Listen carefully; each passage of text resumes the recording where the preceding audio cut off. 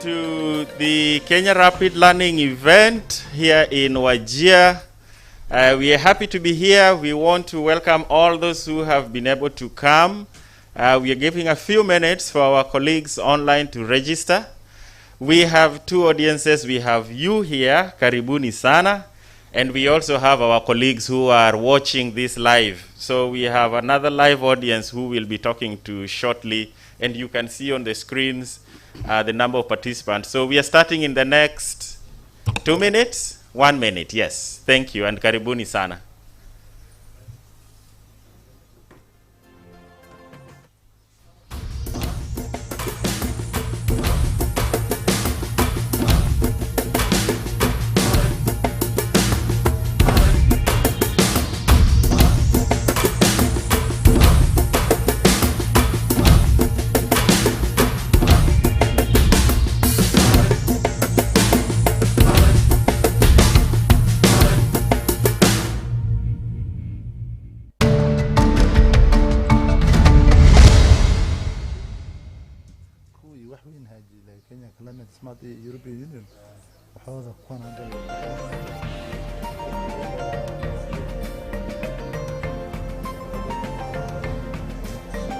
So hello once again, and karibuni, good morning to everyone who has been able to join us today. I want to say we are glad to have you for this meeting and for finding time. And in the hall here, we have a number of participants. I will just call you out and you wave. Nitawataja kwa majina na mtusalimie. Sawa sawa. Kuna wale wametoka Abdiwako. Kina nani wametoka Abdiwako? There we go. Karibu sana. Wapi watu wa Eldas? Can you say hello? Who is from Eldas? Nani ametoka Eldas? No. Someone behind there? Okay, karibu sana. Thank you. There I can see you. Gudama, karibu mzee. Karibu, thank you. Bute. There we go. Asanti, karibu. Habaswen, watu wa poultry. Thank you. Karibu sana. Alimao. There you go, Alimao. Alafu kuna watu wa Wajir town. Consumers, particularly most of them are consumers who use this water from this plant here. Ni kina nani wametoka hapa Wajir town? Wangapi? Kuna mtu yeyote? I want to see the hand. Okay, I can see 2 hands, 3. Oh, there you go. Karibuni sana. Nani nimesahau? Whom have I forgotten from? Elade, karibu sana. Anyone else? Thank you. And then, of course, we also have our colleagues from the county government. We are very honored to have at least 3 CECs in our midst. I want to just ask CEC Yusuf. I can see you here. Jambo, karibu sana. Yusuf is our CEC for ICT and trade. And then we have CEC Hussein. CEC Hussein, karibu sana. Bwana CEC Education. And of course, we have our CEC for Agriculture and Livestock who is at the podium. He will be speaking to us shortly to invite the CS. And then above that, we also have our colleagues who are in the virtual audience. Can we see our virtual audience? Please turn on your cameras. We want to see you. Turn on your cameras. Yes, I can see. Say hello to us. Can we wave to them? Tuwasalimia pia. Thank you. And there are 55 of them. You can see they are, I think we are almost the same number here. Or are they more than us? Karibuni sana, thank you, welcome wherever you are, and happy to see you. I can see Joshua, Sam, Marceline, Anadi, Jeff. Karibuni sana, Dr. Golisha, karibu sana. And feel most welcome. So today we have our meeting here in Wajir. This is the 3rd meeting out of 5 county learning events. Last week we have had some very fantastic meetings in Isiolo and in Marsabit. And this week we are here in Wajir. On Thursday we have a meeting with our colleagues from Turkana. That will be on 12th. That will be a virtual meeting.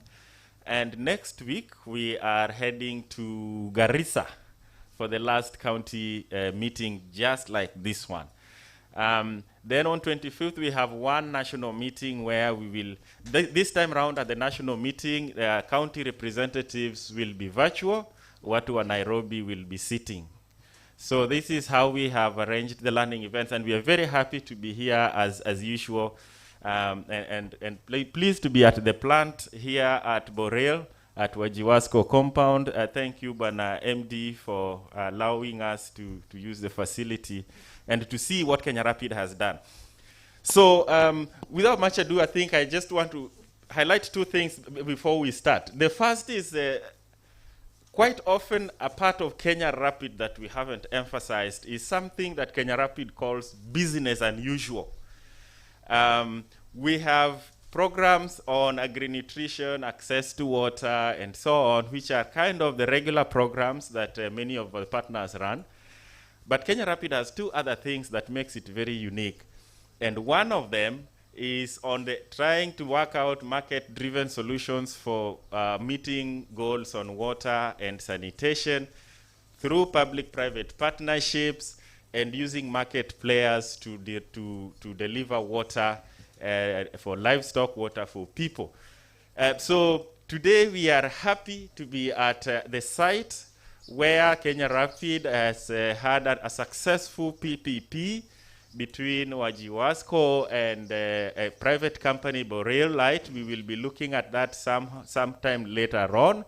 And hopefully we will begin to bring out more business unusual stories in this session. So that is really part of the main learning event that we have here. And we are looking forward to an exciting event. So I want to just take the opportunity now to invite the CPSC, the Program Steering Committee Chair, Bwana Bernard Otieno. Bwana Bernard Otieno is going to take us through the first session of the program. Bernard is the Assistant Director for Livestock here in Wajir County. This is the county program, and I want to hand over to him to take us through the next session. Bwana Bernard, karibu. Let's clap for Bernard as he comes. Thank you. Thank you, Jason. First, good morning, everyone. So, first, feel welcome. Welcome to Wajir County for those who are visitors, and for the Wajirians, you are also welcome to this event. Now, Kenya Rapid, this is a 5-year program that the county government of Wajir has been running through a structure that we call CPSC. That is the County Program Steering Committee. As you've heard my name, I'm Bernard Otieno. I'm a Deputy Director. I'm a member of that committee, but today I'm playing the role of the chairman. The chairperson is Hassan, the Director, Irrigation, but he's not with us. He's on other official duty outside the county. So I'll give you a brief overview of that. If I start, the membership of that CPSC, we have Director Disaster, Director Humanitarian, Director Agriculture, Director Irrigation, who is the chairperson, Director Livestock, Director Water, Director Trade, and Director Public Health. Why that? It is multi-sectoral, because the program itself is being implemented by the various sectors. There are a lot of elements on public health, there are elements on livestock, elements on agriculture, then trade, and the like. So that's why we have a multi-sectoral steering committee. Number two, Bwana County Secretary, I want to say thank you very much, because the office, that is the CCU for the program, is housed in the county government offices. I don't know if there is any other county that hosts Kenya Rapid in the county government offices. Maybe that is a plus for us that we need to actually appreciate. So please, can we appreciate that the county government has really helped in achieving this project, knowing very well that this thing is for the people of Wajir. This program, as we all know, seeks to achieve 3 objectives. Those objectives are the ones that are being implemented by the various sectors. We are trying as much as possible to achieve those 3 objectives. One of the objectives is a responsive and accountable governance framework. So why do we have that? We are looking to see if we'll have a framework that will enhance operationalization, operations at the county level, so that we ensure that we have sustainable provision of wash and pasture. If I talk about pasture, we know very well livestock is the main economic stay of the people of Wajir. And that's why the program is talking about wash and pasture. The other objective is we see if we can have replicable and sustainable provision of those 2 elements. That's wash and pasture still. And then we need to also, in our objective 3, we needed to have increased access to such wash services and improved rangeland management. So that is why we were looking at all those areas. I'll go straight to some of the key impacts. I'll just highlight a few. I may not highlight all of them. One of the impacts, Jason has just talked about it, is the Wajir water desalination miner. If all of you look at my right-hand side, there is a kiosk there. People are drawing water from that place. And that water is not saline water. It has been desalinated, meaning it is now of a better quality than what we traditionally had. So that is what we are calling desalination, the Wajir water desalination miner. This is done through a PPP model, public-private partnership. And as such, the project worked together with the county government through the Wajuasco. And they got a private partner, Boril. Boril and Wajir County government, they've invested 50-50 share capital to put that plant. Then they are also, for revenue, they are also sharing 50-50. That's a plus for us. And we are told, we all know that His Excellency the Governor is the one who launched that project on 25th February this year, just before we had this issue of COVID. Today is able to desalinate more than 20,000 liters of water daily. That is very key for us. More than 20,000 liters of water daily. And if we go by the international standards of water consumption, that will mean at least 140 households getting enough water for them on a daily basis, desalinated water. Number 2, still on that issue of water, the program also had another agreement with Wajuasco, where we had also a link with the Maji Milele, On this Majimilele, it was targeting 50 households in Habasweni. And it was also meant to improve access to water. This one is about metering the water, so that we have meters. People are not just drawing water anyhowly.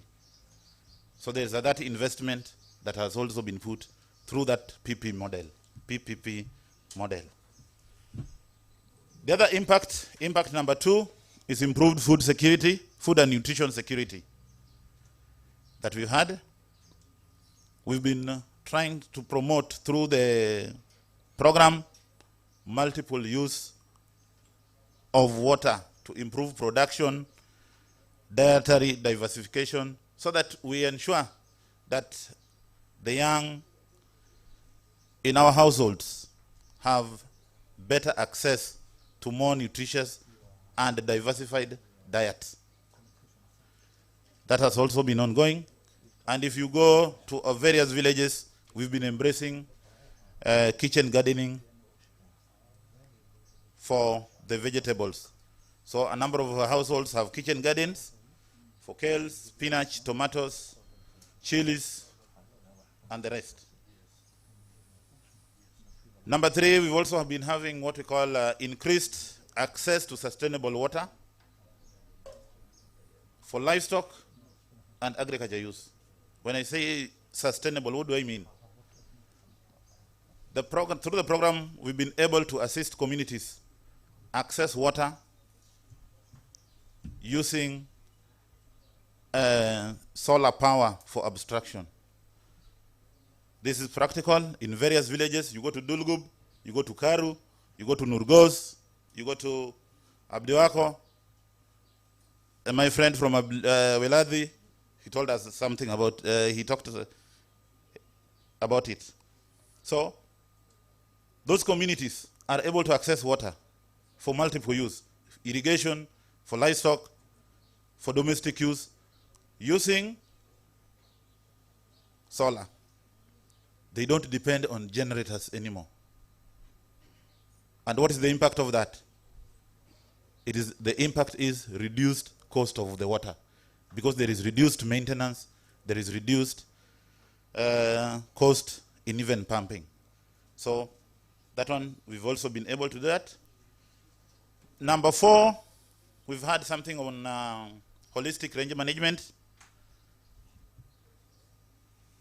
Around 2016, Oxfam and the county government partnered and did a pilot holistic rangeland management. When Kenya Rapid came, we had discussions through the CPSC. They took over that. And today, a total of 15 rangeland management committees spread across the county have been trained, they've been formed, they've been trained, and they've even been registered. So that is to help us develop grazing plans for them. Then they identify their grazing areas so that they solve issues to do with pasture-related conflicts and have more access to pastures.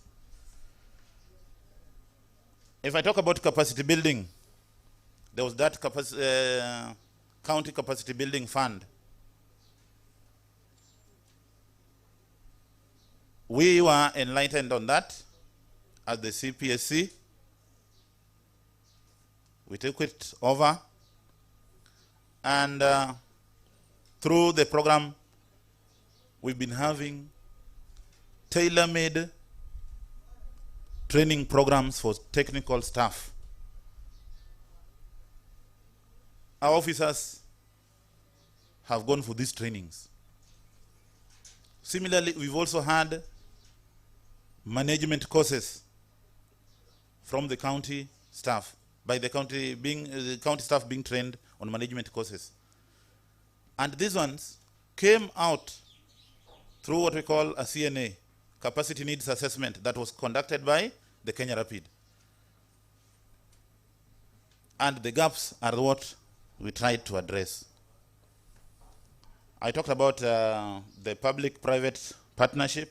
So number 6, I think there is the issue of expanding the PPP model. And in this, there is always that finance that is available to be invested in wash and livestock sector. So this one is targeting small and medium enterprises through capacity building and development linkages with micro institutions. Data management in decision making, a number of boreholes, around 21 boreholes, had sensors installed so that we have that data managed. We know how much water is being extracted from that, because this is just a system. And from that system, we are also able to know when the borehole has broken down. So that one we've also done. There was also something on sanitation and hygiene. Through this program, in partnership with the county government, Department of Health, Public Health, the director, you're here. To date, I think from this program, working with the Department of Health, we've had 26 villages declared ODF free, that is open defecation free. This is to enhance sanitation, improving sanitation services across the communities.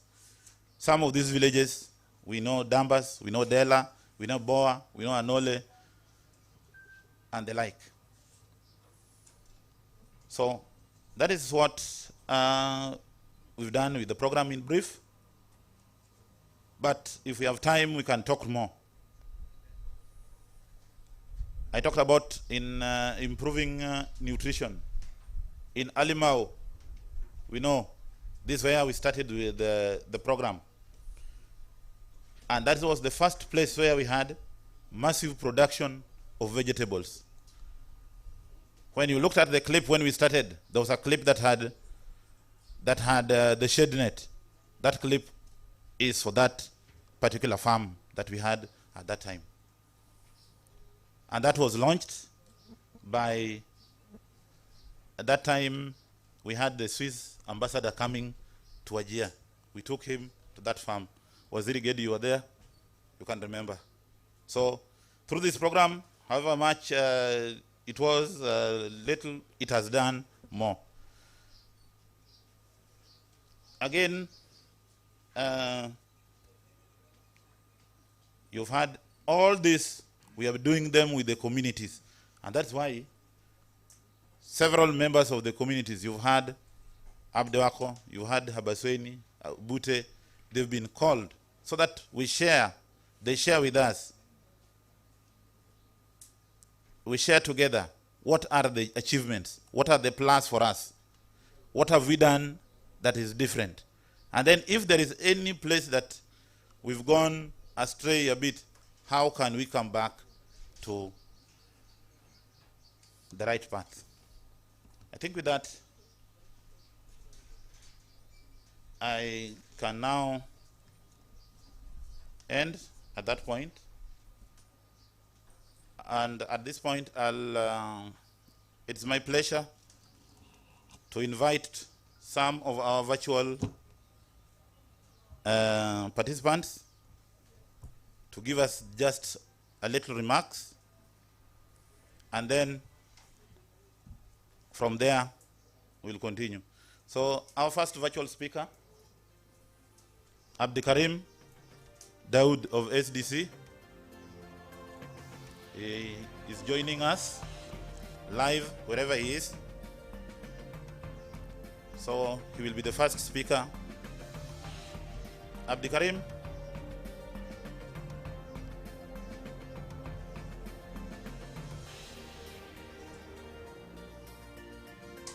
Welcome, Abdikarim. Good morning, good morning. Thank you. Morning to you. Thank you. Thank you for this. Wajir County Secretary, Honorable Abdullahi Hassan, CEC Agriculture, Livestock and Fisheries, Honorable Ahmed Sharif, the Managing Director, Wajwasco, Mohammed Usman, other county leadership present, colleagues representing USAID, Millennium Water Alliance, the private sector, other county leadership present, community members, distinguished guests, Assalamu alaikum. My name is Abdikarim Dawood, representing the Embassy of Switzerland. I'm indeed humbled and excited to take this opportunity to say a few remarks on behalf of the Swiss Development Corporation. The frontier counties face challenges that are unique to pastoral and agro-pastoral communities. These challenges range from climate-induced shocks such as droughts, floods, and now desert locusts, to other long-standing development gaps, including limited critical infrastructure like roads, water, electricity, health and education services, thin markets, and many more. These counties are also currently facing the burden of COVID-19 corona. However, with immense untapped potentials, including agriculture, that is crop and livestock, these counties now more than ever, with devolution, stand a chance to explore opportunities of local and regional development that will contribute to national growth. To achieve this goal, there is need for stronger public, private, and community collaborations and partnerships. As development partners, our role is to support the incremental steps taken by counties to realize their priority development goals in a way that can work for the local context and that leaves no one behind.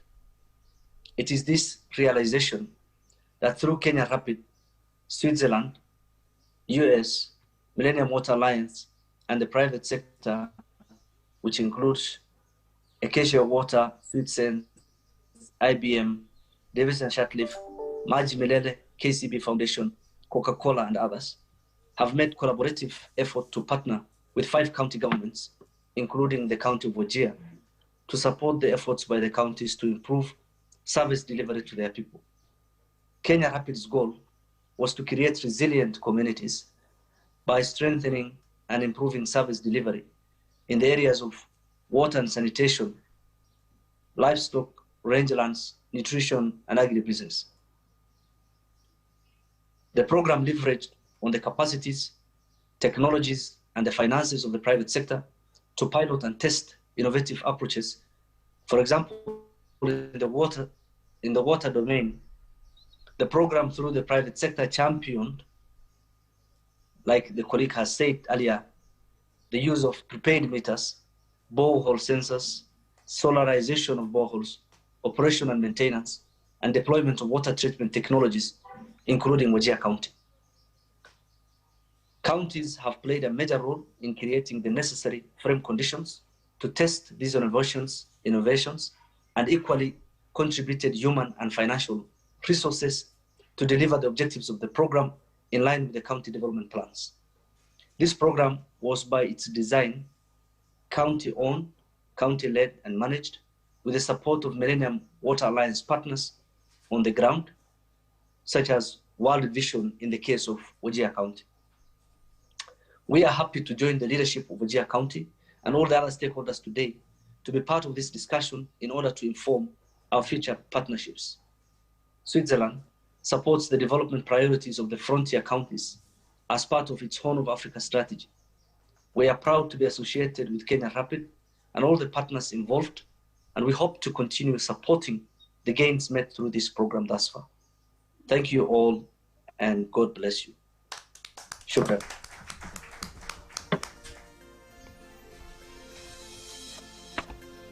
Thank you, Abdikarim.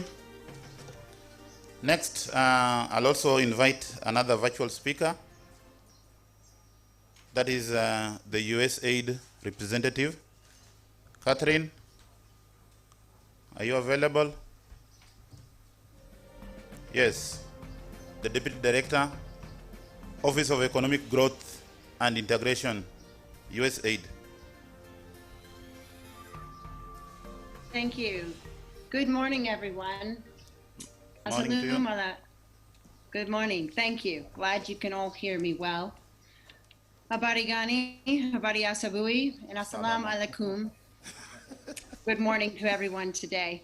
Morning. In particular, I would like to recognize Honorable Abdullahi Hassan, County Secretary Wajir, Honorable Ahmed Sharif, County Executive Committee, Agriculture, Livestock, Fisheries and Irrigation, and you, thank you, Chair, Mr. Bernard Otieno from the County Program Steering Committee, Chair, and County Deputy Director, Livestock.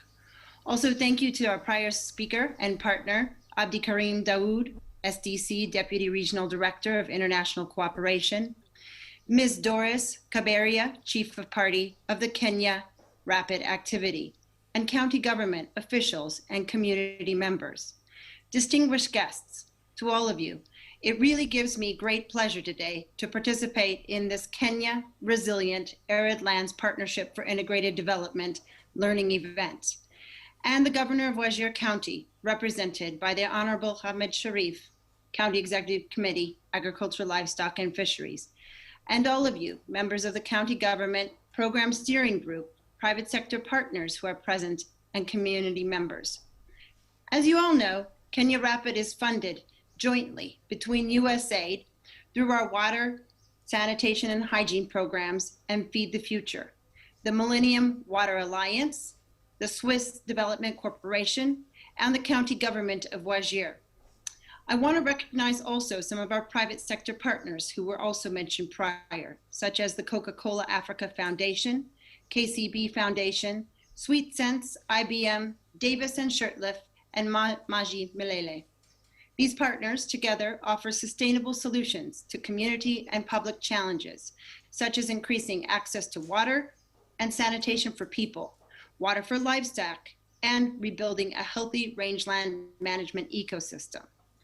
Now, I want to tell you that I've been doing development work for over half of my life, which to me is amazing when I look back, because it doesn't seem possible. But I want to say that I'm really impressed by Kenya Rapid's successes. And I'm pleased to be part of this program that provides safe water and sanitation services to the county and has built the county capacity to improve service delivery in livestock and rangeland management, including the business unusual examples of the PPP and market-based approaches that Mr. Otieno mentioned prior.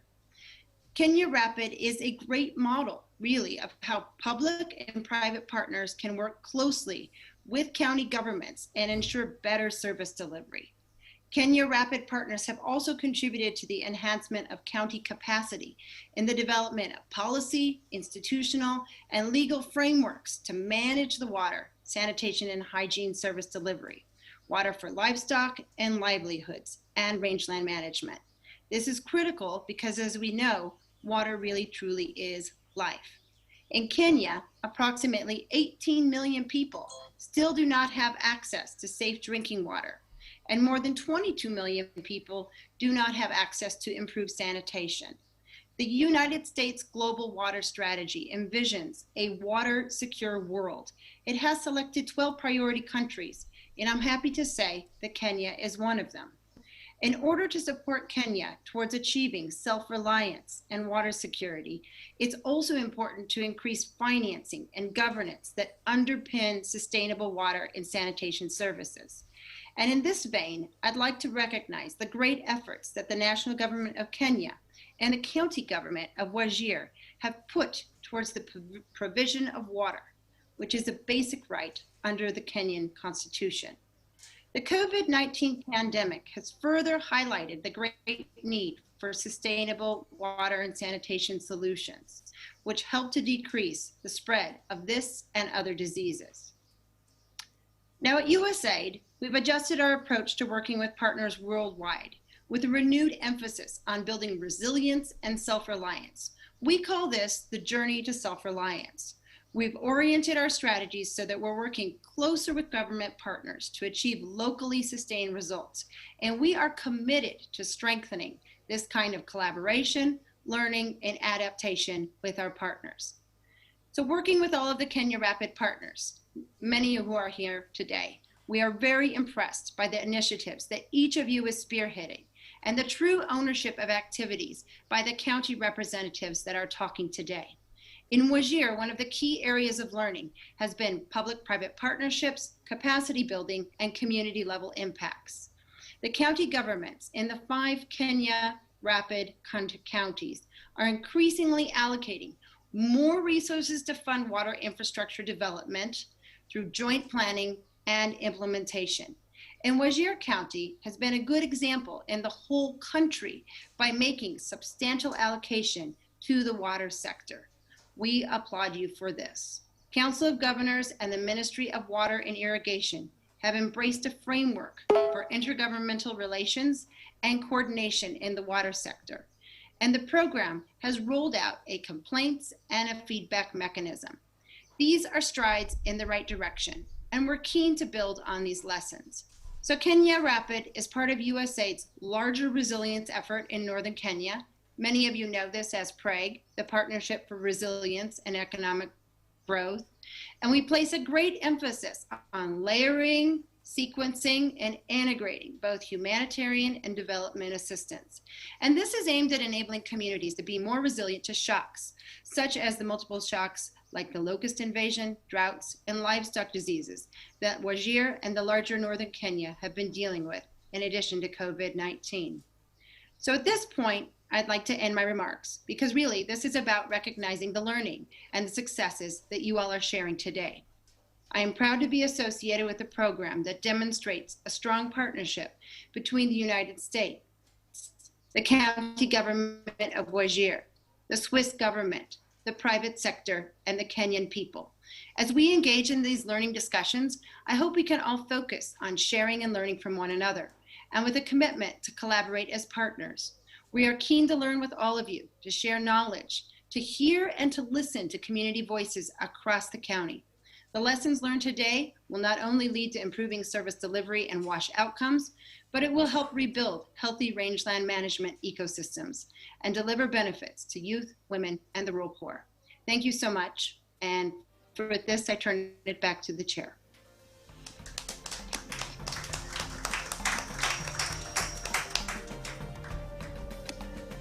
Thank you, Madam Catherine. I said in the beginning that this is a learning event, and the objectives are spelled out in the program that you've been given. That is one, to share the implementation experience. So we'll not be taking a lot of time. On the first page of that, the 3 objectives are really highlighted very well. Our next speaker I'll invite is the CEC, Department of Agriculture, Livestock, Irrigation, Fisheries, and Alternative Livelihoods, to make his brief remarks. And thereafter, Bwana CEC, you will also invite the County Secretary. Thank you and welcome.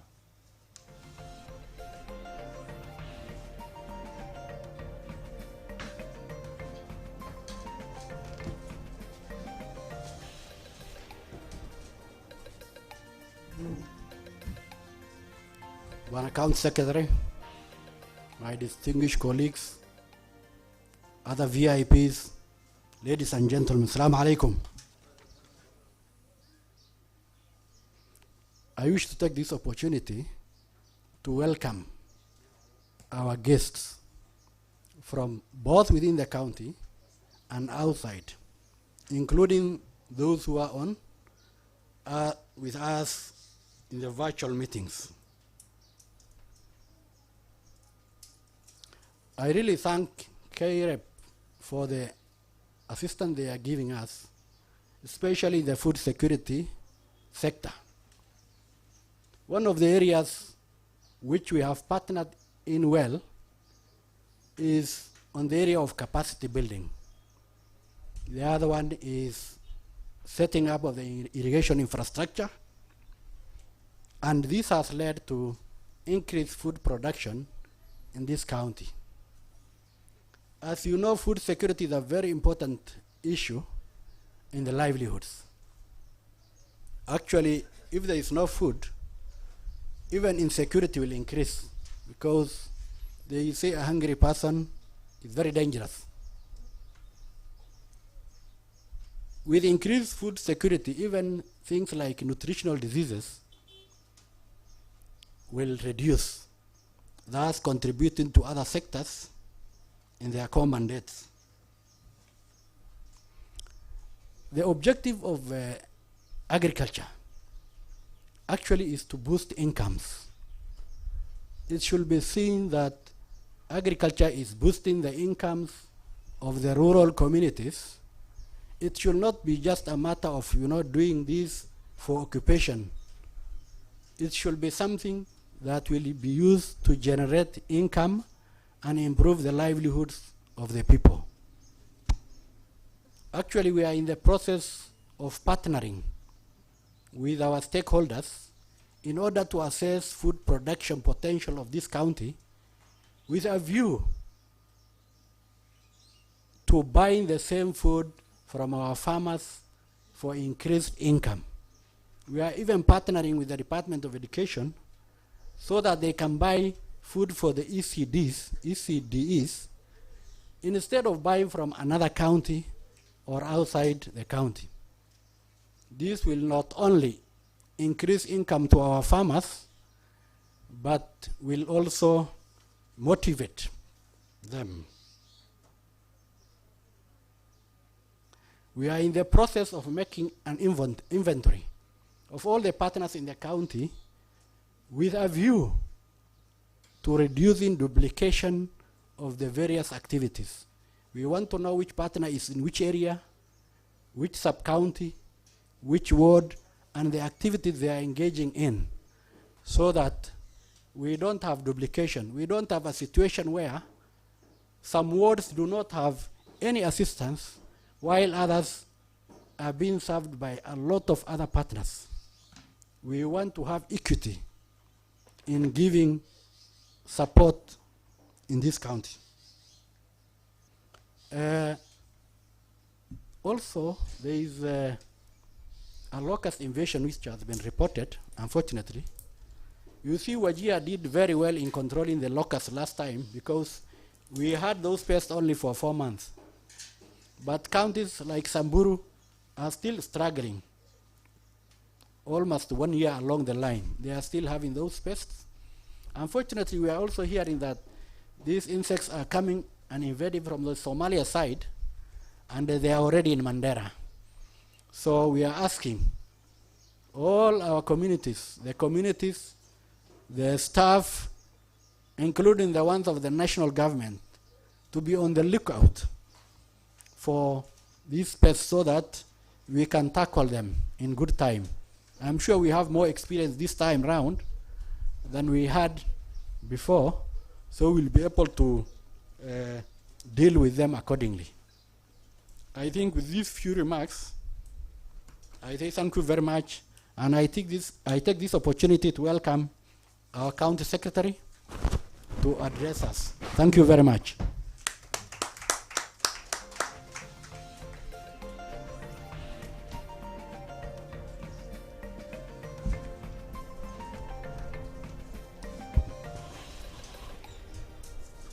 Okay.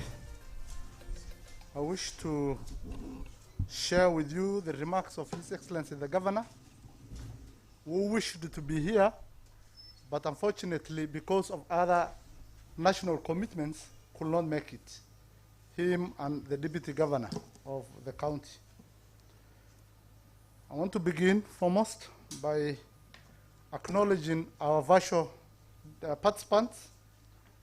That is led by Abdikarim Dawood of the Swiss Development Corporation, Madam Catherine of USAID, our County Executive Committee members present here, our CEC Agriculture, Mr. Sharif, CEC Education, Mr. Hussein, our CEC, ICT and Trade, Mr. Yusuf, Chief of SARS, the host CEO of Wajwasco, we gladly thank him for hosting us, and other senior members of the county. I can just pick on the Chief of SAR Agriculture, who is here, Abdi. I could see the Chief of SAR Public Health, Mr. Adan Umar, and a host of other county officials, including the Deputy County Secretary in charge of liaison services. The Chief of Party Kenya Rapid, Madam Doris, and other members or other staff of the program, Facilitator Jason, other collaborators in the event. I can immediately pick the Deputy Chief of Party, Mr. Somo of RLA, World Vision International, community representatives drawn from all over the county, Abdiwako, Eldas, Alimao, Weladi, Wajir Town. Distinguished guests, good morning. Morning to you. From the onset, we are honored as a county to participate in this unique learning event during the COVID-19 pandemic, signifying our unlimited capacity as people and as a government to make the wheel of development to proceed despite the very hard conditions we are in. And this meeting is very unique in the sense that there is a lot of richness provided by both the virtual and the physical attendance. Also, we want to we wish to acknowledge the continued support we received from our bilateral partners, that is USAID and SDC, who are the main donors for the Kenya Resilient Arid Lands Partnership for Integrated Development. We do recognize that Kenya Rapid Program is a 5-year development program that has successfully brought together public and private sector institutions to work towards increasing access to water and sanitation for people, water for livestock, and to rebuild a healthy rangeland management ecosystem. In the last 5 years, we established a strong partnership with Kenya Rapid Program with a view to foster strong leadership and long-term sustainability. The program is also aligned to the End in Drought Emergencies Common Program Framework of the Government of Kenya, which focuses on enhancing sustainable management of rangelands, water, crops, and increasing contribution of livestock to pastoral economy to promote resilient livelihoods in arid and semi-arid lands. The program seeks to achieve 3 strategic objectives which were outlined earlier by the chairman. And I just want to mention in passing the 3 being putting in place a responsive and accountable governance framework at the county level so as to ensure sustainable provision of wash and pasture, establishing replicable and scalable business models for sustainable wash and livestock services, increased access to sustainable wash services, and improved rangeland management. We are happy to note that through the partnership with the Kenya Rapid Program, we made various key achievements, and there are many, so I just want to mention a few of them, beginning with the one that is current on the table of the Assembly, where we jointly developed a water sector policy and bill, which have been subjected to public participation and now is awaiting passage of the County Assembly. Capacity building under the framework of the County Capacity Building Fund to various staff and even managers. I'm aware and I'm a beneficiary of the senior management course which was supported through this program. So we want to proudly say many of the county staff, over 50 of us, benefited in the departments of water, agriculture, livestock, and even the executive, so as to coordinate properly the capacity of the county staff. Through private sector engagement, the program has promoted investment by private sector in development of community projects in the water sector. Apparently, through the program, we have initiated and operationalized one such model in the provision of safe drinking water, the desalination unit, which is right here. This is one of the milestone stories of Wajir County. Whenever BBB model is mentioned, we put our heads high because of this program that supplies safe water to about 20,000 liters a day to many of our very deserving residents. I'm aware also with the support from SweetSense, a total of 21 sensors have to date been installed in boreholes to enhance real-time monitoring of the operations and functionality. The continued communication flow has enabled full adoption of solutions that have improved transparency in revenue collection, governance, and efficiency. Turnaround time for repair has been reduced, thereby upscaling the efficiency of the services. The county is now equipped with a trained local technician on borehole sensors functionality, data, and information needed to make appropriate decisions that has ensured the availability of water throughout the year to communities. Some 30 more boreholes under the management of Wajir have been identified for sensors installation with support from SweetSense. Communities that are also represented here increased their access to sustainable wash services and improved rangeland management.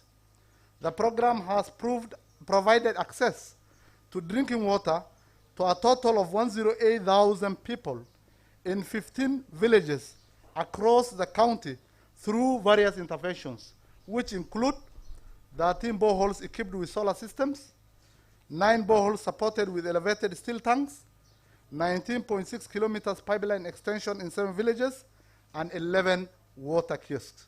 Surely that is not a mean achievement. We need to applaud Kenya Rapid Program for those interventions.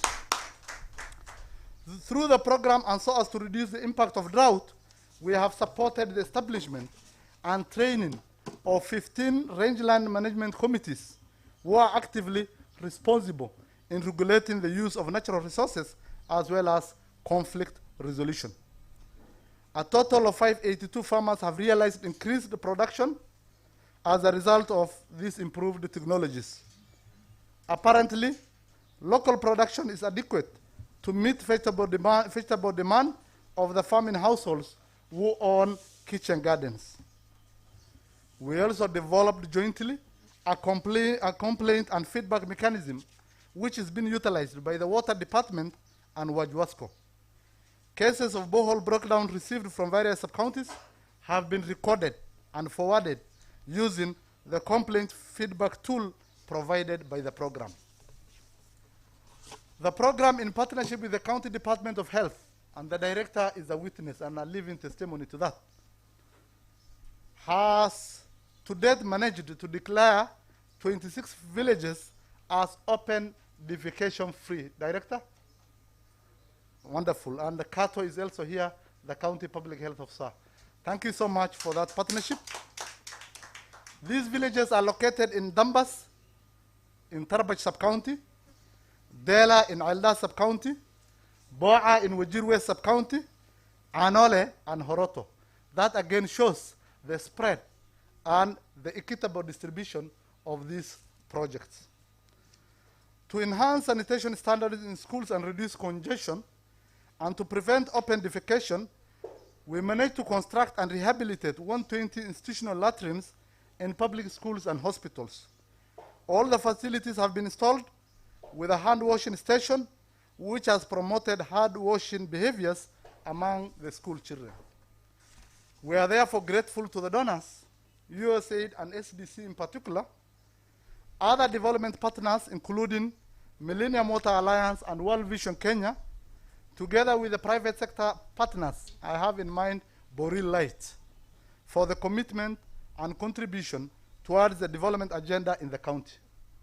The county government of Wajir remains committed to ensuring the gains from the Kenya Rapid Program are sustained and propped so as to make sure we do not leave anybody behind as the SDG overriding goal. As I conclude, I will urge the development partners in the county to support in the control of the COVID-19 pandemic that is now on a relapse. through, foremost, compliance to the protocol on the containment of the disease. And I want to thank the organizers for providing enough masks, for ensuring we keep to the social distance. But then again, we need to upscale and ensure together we contain this disease. And secondly, closing the gaps that the county alone cannot adequately address. So the county is doing its best, but definitely there are gaps. We will also appeal we do that together. With these few remarks, I now declare the learning event formally open. Thank you so much, and God bless you all.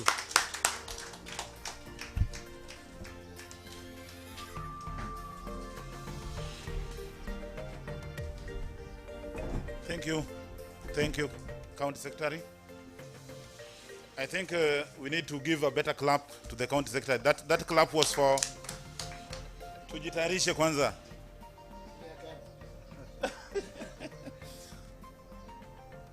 Tunataka tumpatie tu moja ile mzuri.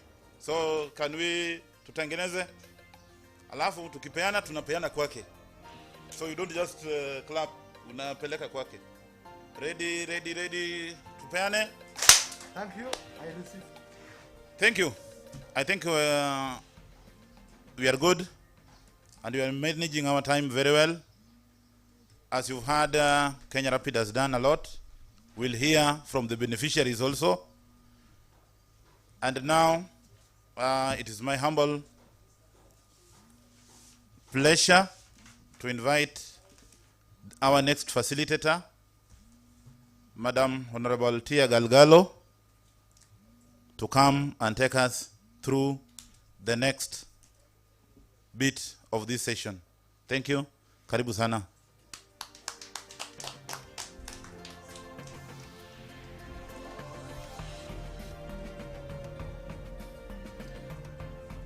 Assalamu alaikum.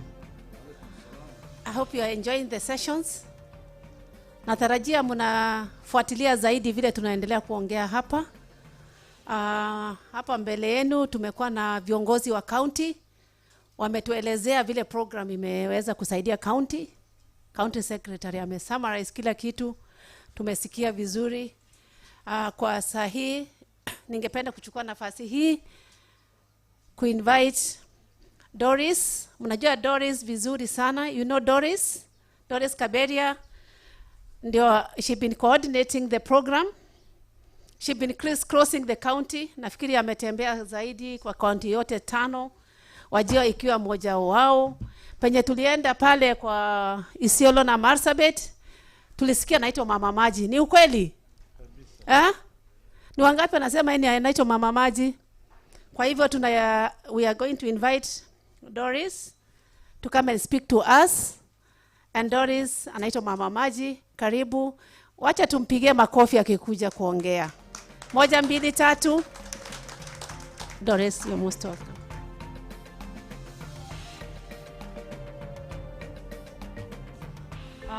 Thank you, Honorable Tia.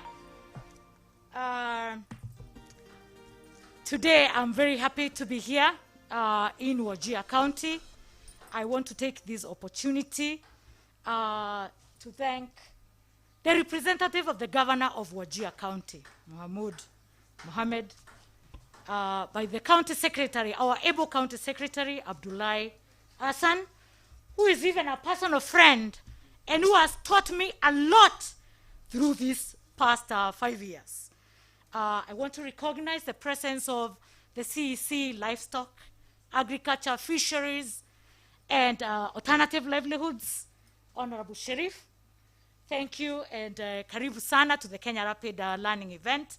All CECs present, including Honorable Yusuf Gendi, who actually is one of the founder CECs that designed Kenya Rapid back in 2013 when the counties took over the water service delivery. I can't fail to recognize our able CEC in charge of education, vocational training. The list is long. Yes, Hassan, Hussein. Thank you for being with us. All the chief officers present. Kato, I can see you there. I see representative also of the county assembly members. I see Millennium Water Alliance colleagues, the World Vision that has been leading this program here. The national office today is being represented by Chiwe. Our friends and donors, bilateral donors, USAID team online virtually because of this new normal being led by Catherine. The Swiss Development Corporation being led by Abdi Karim. My good friends and family, the Resilience family, the PREG partners, that we have been working together with these past 5 years. We can't forget to acknowledge you because you have walked this journey to self-reliance with us. Kenya Rapid, as every speaker has very well spoken right here, is actually a partnership. It's a collaboration. The Millennium Water Alliance, our work is to convene opportunities. Our work is to ensure that we bring the public-private sector partners to work together. And why are we doing this? Right here in Wajir, as I introduce a video that is going to give you a snapshot of what Kenya Rapid has done for the last 5 years, I just want to quote a very popular inventor.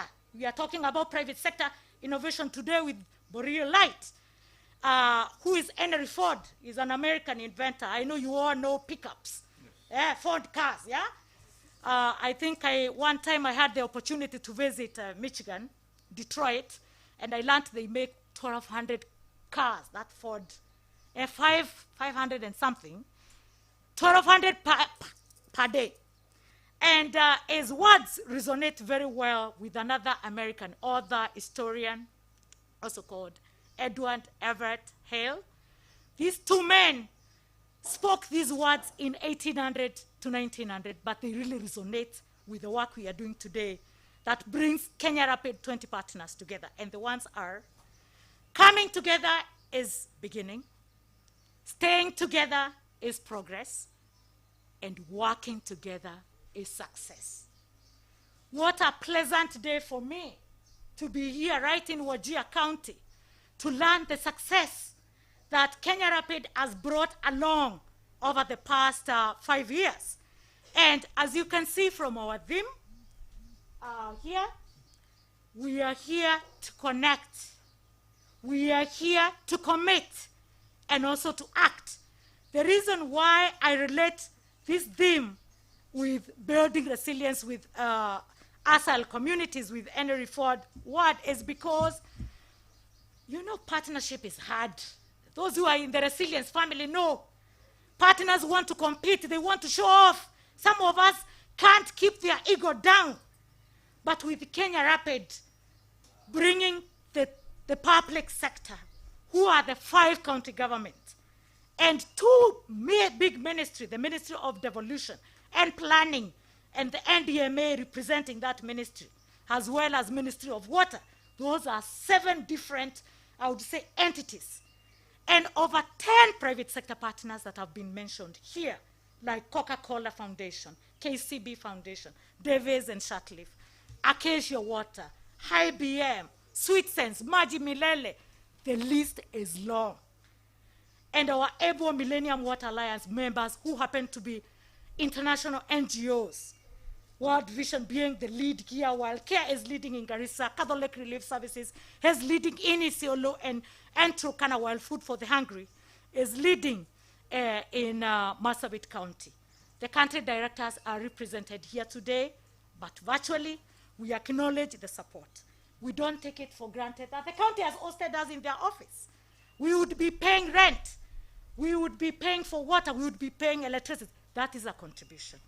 Now, I just want to say that the reason why Kenya Rapid was designed in 2015, actually it took us 18 months to design this program, is because we realized together with these 20 partners, we used to be 21, that government cannot go it alone. The reason why government cannot go it alone, we realize you have billions of dollars. Yes, that is true. But money is necessary. Money is important, but it is not the only thing you need to make a transformative impact. So in the video, you will be able to see different aspects of what Kenya Rapid has achieved. And what you'll realize is that each of the 20 partners that are forming part of Kenya Rapid are actually bringing money, like USAID and SDC. It could be development assistance, and other private sector partners like Coca-Cola Foundation and Vito Foundation are bringing in what we call corporate social responsibility, which is also money that they take care of environment. I think most of you may not be aware, the Coke that you drink, 3/4 of that is actually water. And so Coca-Cola is giving back the water that they are abstracting.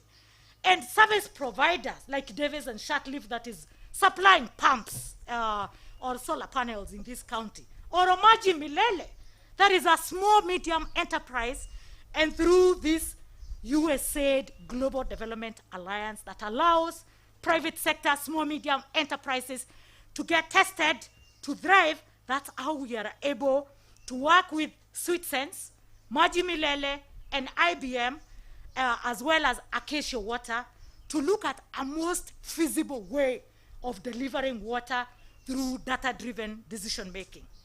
Now, as you may be aware, Millennium Water Alliance, with our 18 members globally, in Kenya, the 4 members, CARE, World Vision, Food for the Hungry, and Catholic Relief Services, are the ones that are implementing this program, and you'll see a video of World Vision working right here in Wajir.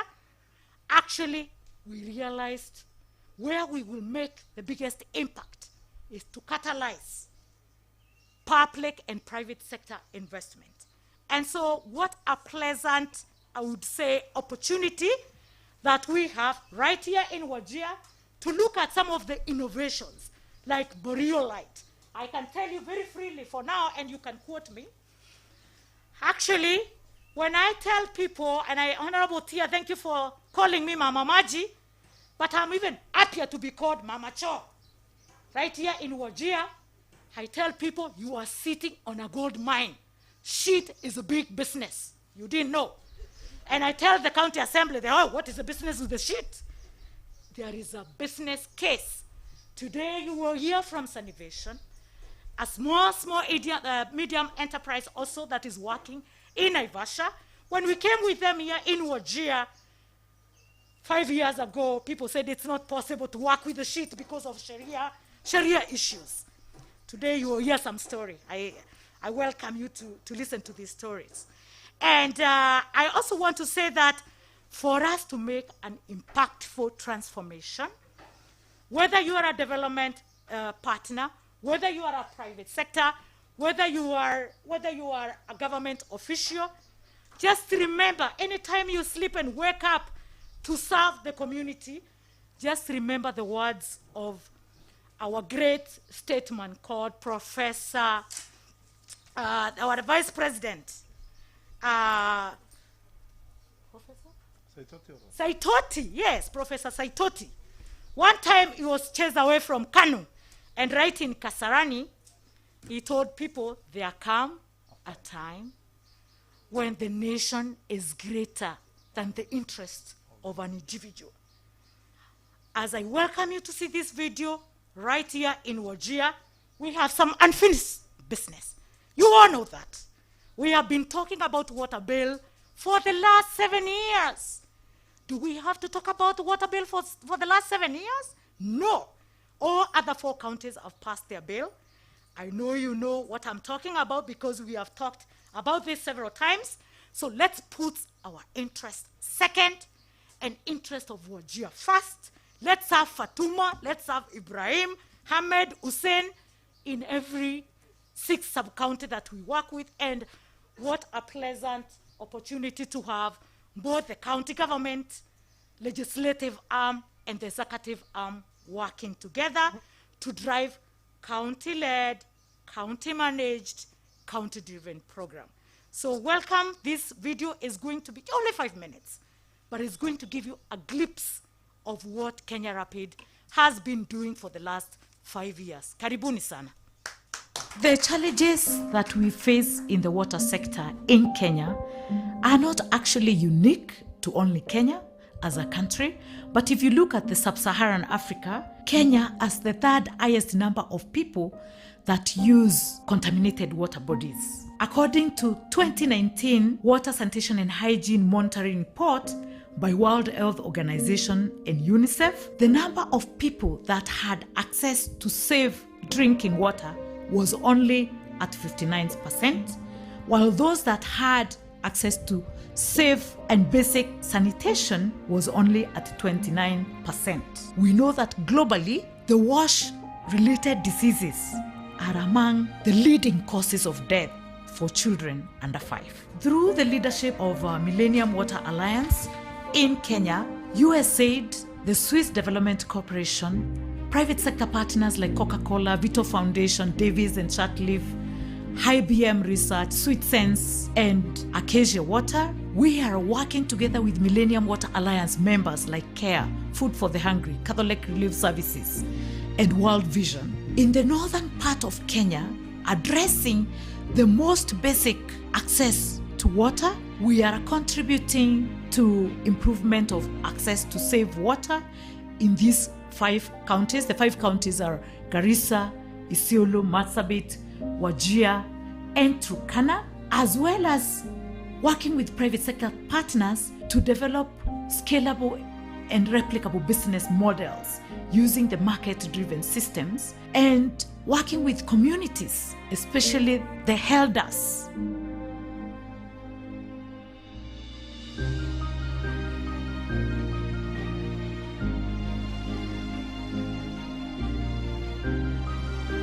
In Kenya, Millennium Water Alliance is leading a 5-year, $35.5 million program called Kenya Resilient Arid Lands Partnership for Integrated Development, coined Kenya Rapid, which is, according to USAID, a global development alliance, or in Kenya what we call public-private partnerships, that brings the USAID, the Swiss Development Corporation, private sector partners, MWA members like CARE, Catholic Relief Services, World Vision, and Food for the Hungry, convince, under the leadership of Millennium Water Alliance, in the arid lands counties in northern Kenya. The program actually combines the assets and the experiences of development actors and private and public institutions at county and national level by leveraging their capital and investments, innovations, and access to market to address the complex problems in the water, sanitation, and hygiene sector that actually culminates in inadequate water access and poor governance of natural resources in the arid and semi-arid lands. Now, throughout these 5 years, we have worked with these communities to build their capacities towards journey to self-reliance, and so far, we have reached over 460,000 people, actually having surpassed the target of 450,000 people. As we look towards the next steps for Kenya Rapid, we want to ensure that we scale up the private sector models that have worked. We use market systems and we build the capacity of the local governments at national level and the county level to be able to drive their own national agenda.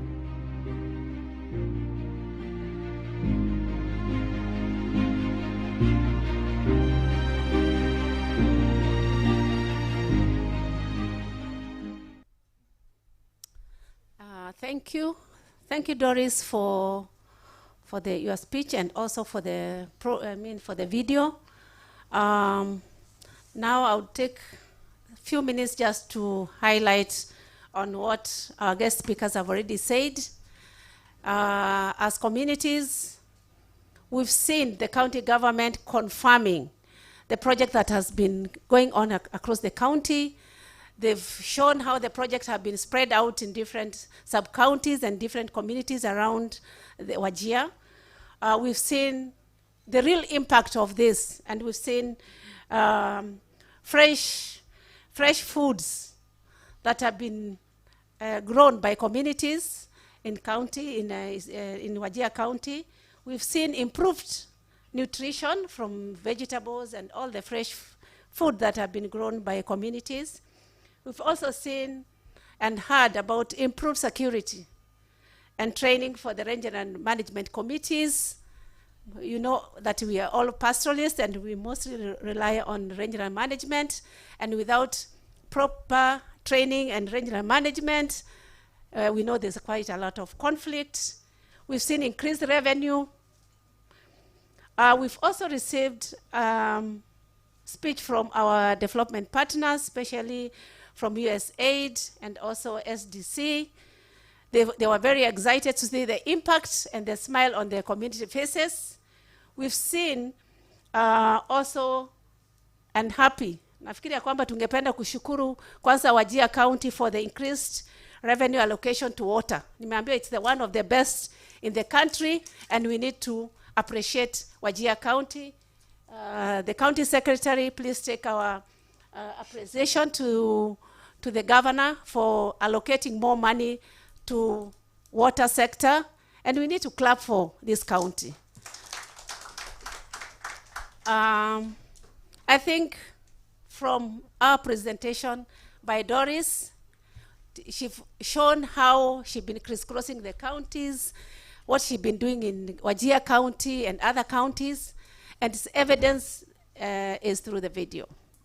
So can we appreciate all our speakers, both online and those who are here, and for those who've spoken and those who've not spoken. Kwa hivyo, can we appreciate them? Thank you all for coming on board. For now, we are going into our next session, and the next session is we are going to have community dialogue. We've been talking, and we want to hear the community voices. And I'm going to divide you into 3 groups. On my extreme right, we have the first group. So on your table, there's group number 1. Please confirm you have the group number on your table, group number 1. Yeah? Show our online participants that we have group number 1. That's group number 1. We have group number 2 in the middle here. And I want you to pick the number so that at least our online participant can as well see the group. Yes, that's group number 2. We have group number 3, the middle here. We have the number on the table. Please, yes, show the numbers. Thank you. So we'll go into the group discussion, and this group discussion will take 25 minutes. So I want you to identify one person who will be picking the points and doing presentation after the group work. We'll also have 5 minutes for each of the groups to do presentation. And finally, we'll have another 15 minutes for plenary discussion. I hope you've understood that. For purpose of our digital participants, I would want to say that we'll have series of videos that will show the impacts of the projects supported by Kenya Rapid, so that you'll also be able to interact with the videos. So we'll have series of the videos that will be played, so that you'll be able to also follow what is happening.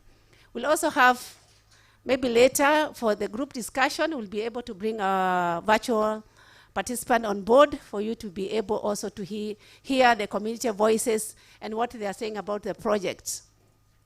So for group work, please identify a softboard in each of the groups. And on the softboard, we've pinned the Kenya Rapid Wajir learning activity outcomes. So we have access to water for livestock and crop production and domestic use. We also have the other outcome is on reduction of cost of drinking water.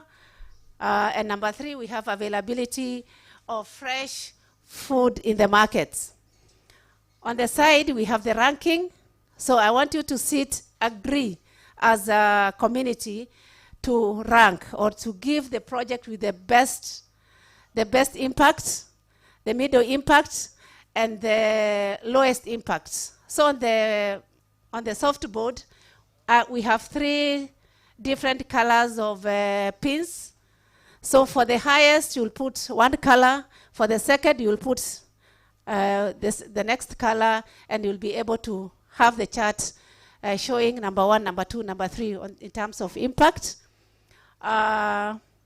So if you have any question, you'll be able to handle that at the group level. We have a flip chart we'll be able to give to the representative of the groups. So the group work begins now. Thank you. World Vision Kenya's WASH program started in 2011. And over those years, we've managed to reach over 2 million people with access to safe water, sanitation, and hygiene. Through that, we have realized the change and the shift even towards issues of health, where there has been improved nutrition in households. In the areas of, let's say, Wajir, find that there is a big need for water, not only for drinking and food, but also for production of food.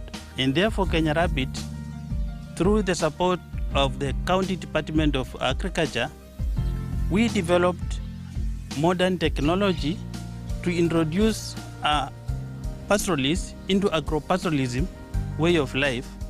And we are using a technology called agronets that are adaptable to the high temperatures for the farmers to produce vegetable, to produce high-value crops, so that the children can get nutritious food. The other key component on multiple use of water is that to reduce the cost of running boreholes, we have done hybrid solar systems that are now operating on solar systems and the generators. And we have done 14 boreholes are now operating with the solar hybrid system. And this has reduced the cost of operating boreholes significantly.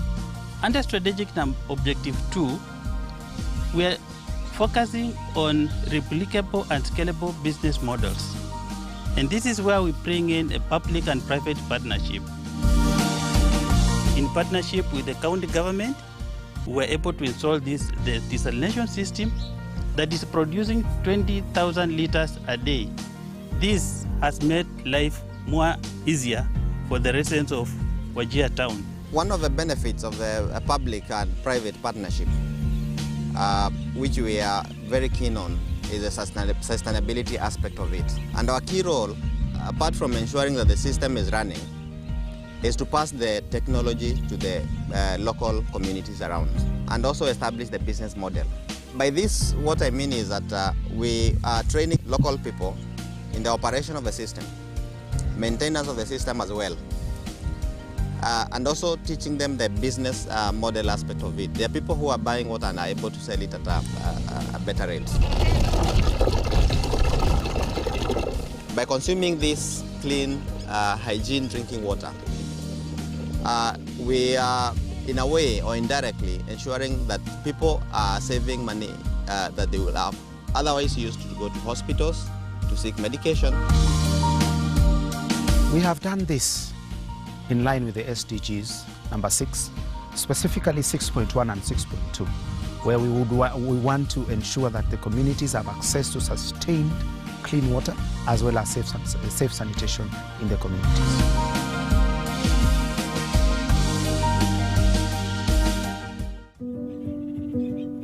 It's a drought, you can see. In Kenya, more than 3 million people are expected to face crisis in the next few months.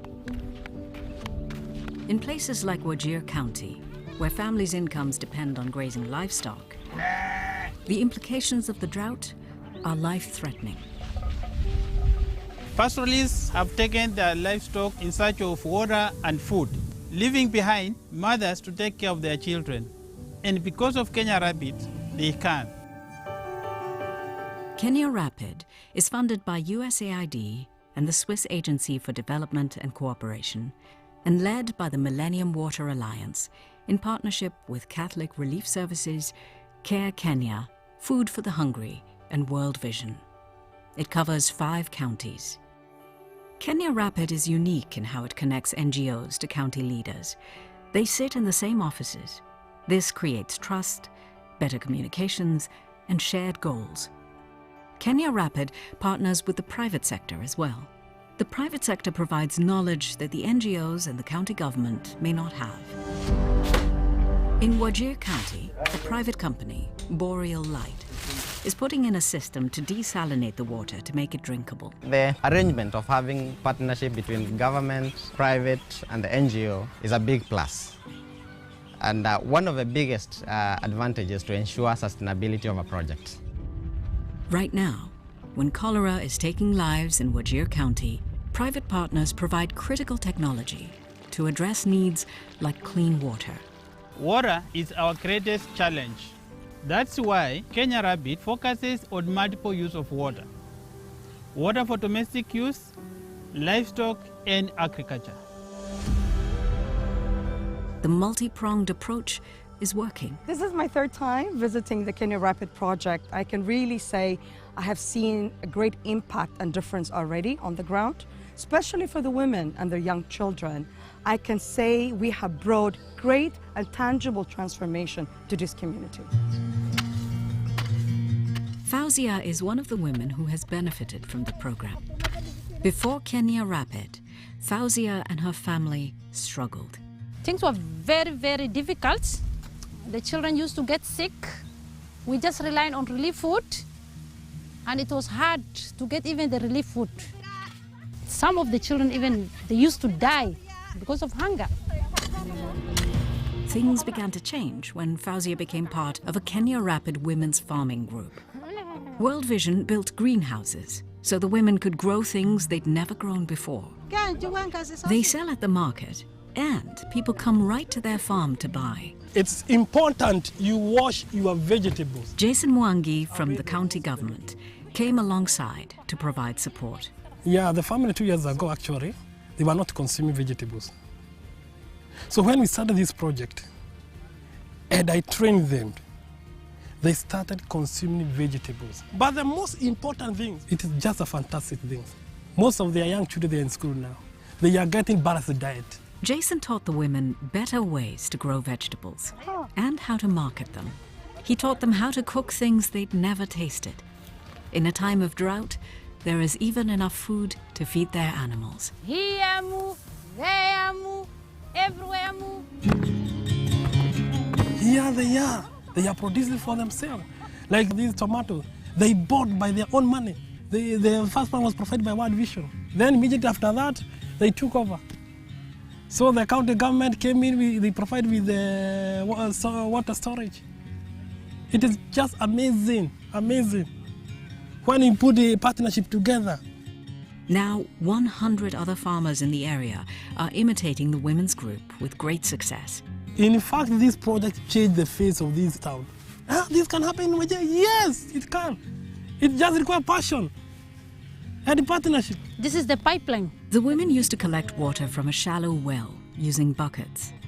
When the money started coming in, they paid a group of men to dig a trench to connect pipes to a borehole. Now, they have all the water they need, and they did it themselves. Life is better for families. Their children are healthy instead of being sick. Okay, continue. Fauzia's children excel at school. 2. For Fauzia and her fellow farmers, even in a time of drought, life has changed. Lasting change that's come through strong partnerships. Change that's come fast.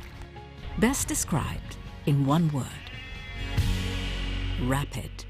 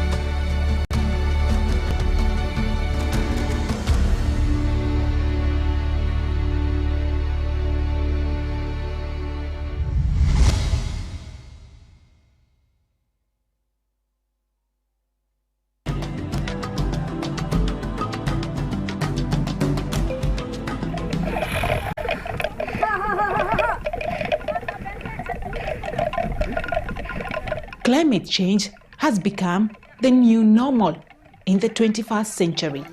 Recurrent droughts with subsequent floods with resultant negative impacts in millions of dollars in terms of loss of lives, livelihoods, and hampered development. Wajir County, with a population of more than 6,100 people, is among the top water-scarce counties in the country, as depicted in a number of rampant recurrent droughts it has experienced in the recent past. Climate change is very, very common. There is very rampant, I would say, incidences of droughts in the northern Kenya. The poverty rates is very high, and the food insecurity is high. The sanitation condition is poor. We normally receive below 200 millimeters annually. That one is not sufficient for crop production.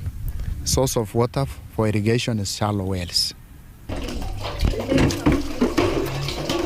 In a land where songs about water had echoed for decades, a new story has been scripted by the ordinary farmers in Wajir. The Alimao Women Group. Alimao Women Group was formed out of distress. When women were working, looking for pasture, looking for water, when they reached Alimao, they decided to settle at Alimao, and during the settlement, they thought of what they can do. After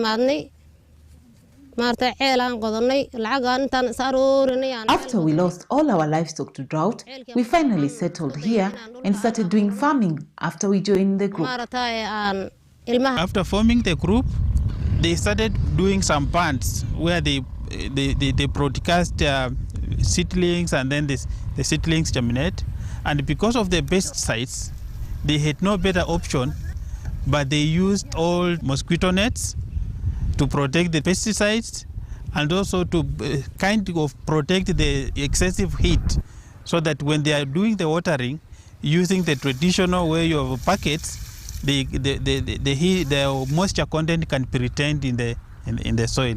From the beginning, they had a shallow well, and this shallow well was not producing enough water, and the women were working in turns.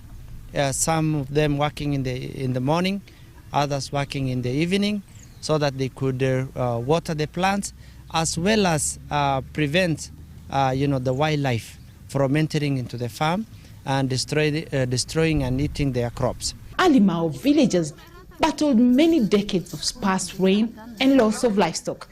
However, 2 years ago, with support from Rapid Program, the entire village came together to script a silent revolution by use of new technology. Kenya Rapid came on board through our partner World Vision in Wajir. Not only did they get more support on technical issues, but what's happening now is that, as you can see, the shed nets behind me, the 3 of them were procured.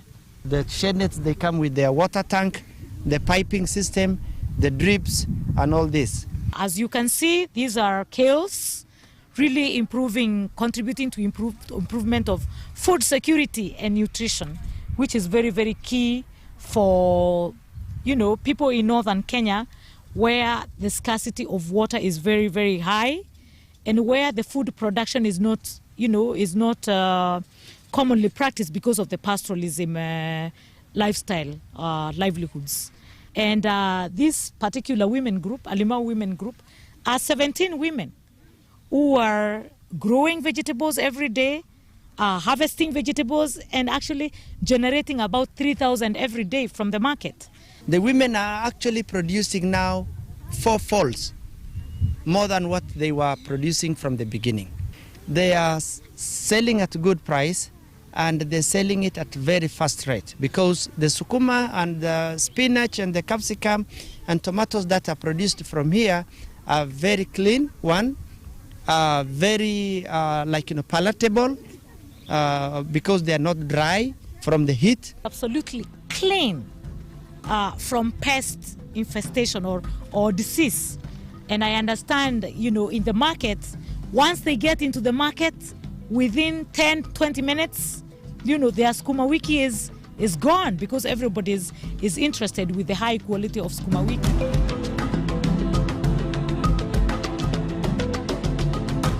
And despite the support given to this group, there are still some challenges they are experiencing. One of the challenges is that the place is not fenced, and so there are the wildlife which are coming at night, trying to interfere with the crops. The other biggest challenge we have in our partnership is that the counties we are focusing on are actually very, very big in terms of vastness. The village still receives the same amount of scanty rainfall it used to get in the heart of its most trying years, but what has changed is the mindset and the attitude towards the management of the project. The world can learn that even in the middle of hopelessness, with a little effort, there will always be a silver lining on every dark cloud.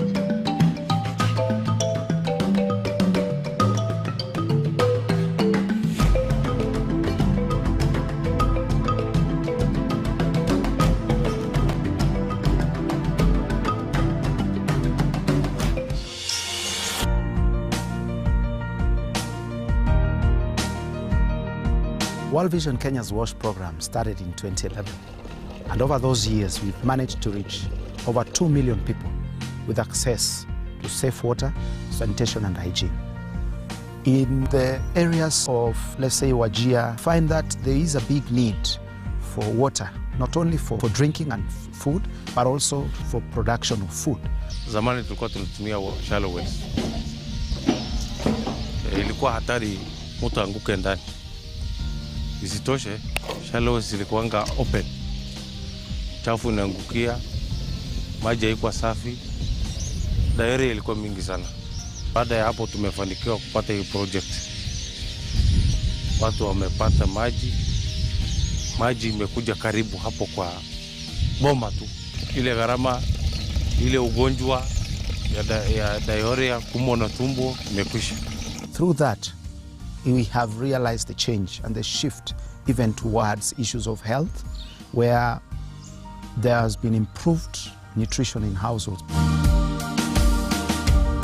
Through the support of the County Department of Agriculture, we developed modern technology to introduce pastoralists into agro-pastoralism way of life, and we are using a technology called agronets that are adaptable to the high temperatures for the farmers to produce vegetable, to produce high-value crops, so that the children can get nutritious food. To reduce the cost of running boreholes, we have done hybrid solar systems that are now operating on solar systems and the generators.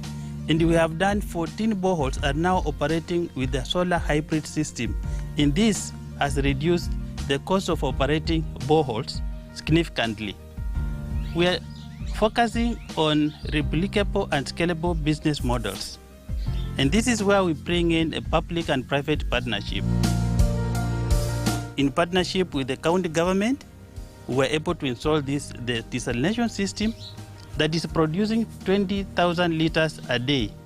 This has made life more easier for the residents of Wajir town. One of the benefits of the public and private partnership, which we are very keen on, is the sustainability aspect of it. What I mean is that we are training local people in the operation of the system, maintenance of the system as well, and also teaching them the business model aspect of it. There are people who are buying water and are able to sell it at a better rate. We have done this in line with the SDGs number 6, specifically 6.1 and 6.2, where we want to ensure that the communities have access to sustained clean water as well as safe sanitation in the communities.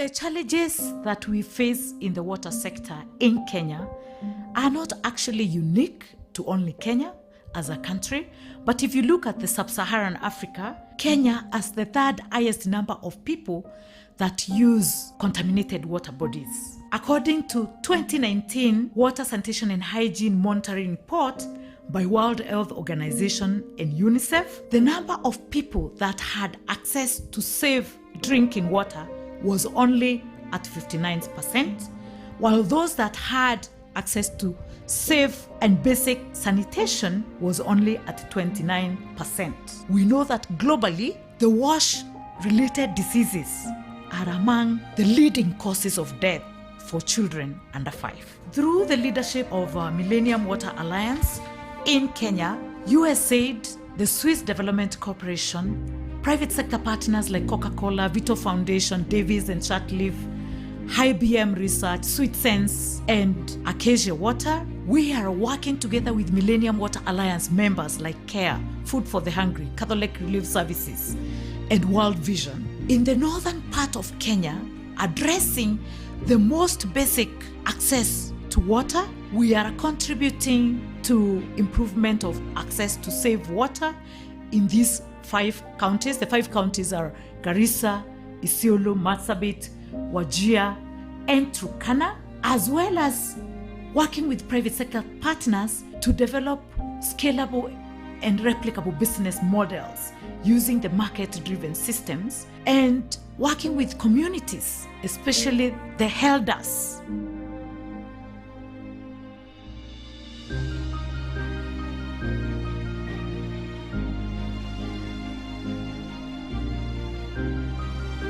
In Kenya, Millennium Water Alliance is leading a 5-year, $35.5 million program called Kenya Resilient Arid Lands Partnership for Integrated Development, coined Kenya Rapid, which is, according to USAID, a global development alliance, or in Kenya what we call public-private partnerships, that brings the USAID, the Swiss Development Corporation, private sector partners, MWA members like CARE, Catholic Relief Services, World Vision, and Food for the Hungry, convince, under the leadership of Millennium Water Alliance, in the arid lands counties in northern Kenya. The program actually combines the assets and the experiences of development actors and private and public institutions at county and national level by leveraging their capital and investments, innovations, and access to market to address the complex problems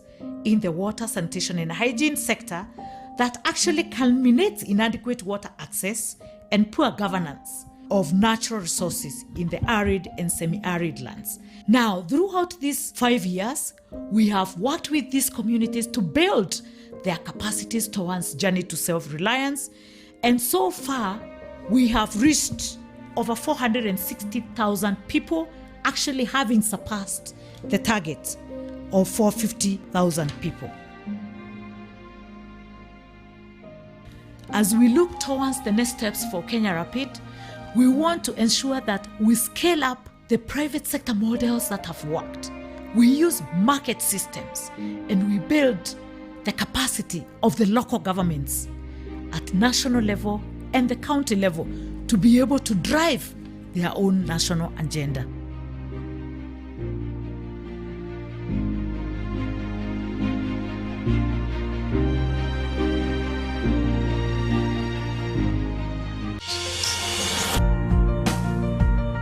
World Vision Kenya's WASH program started in 2011, and over those years we've managed to reach over 2 million people with access to safe water, sanitation and hygiene.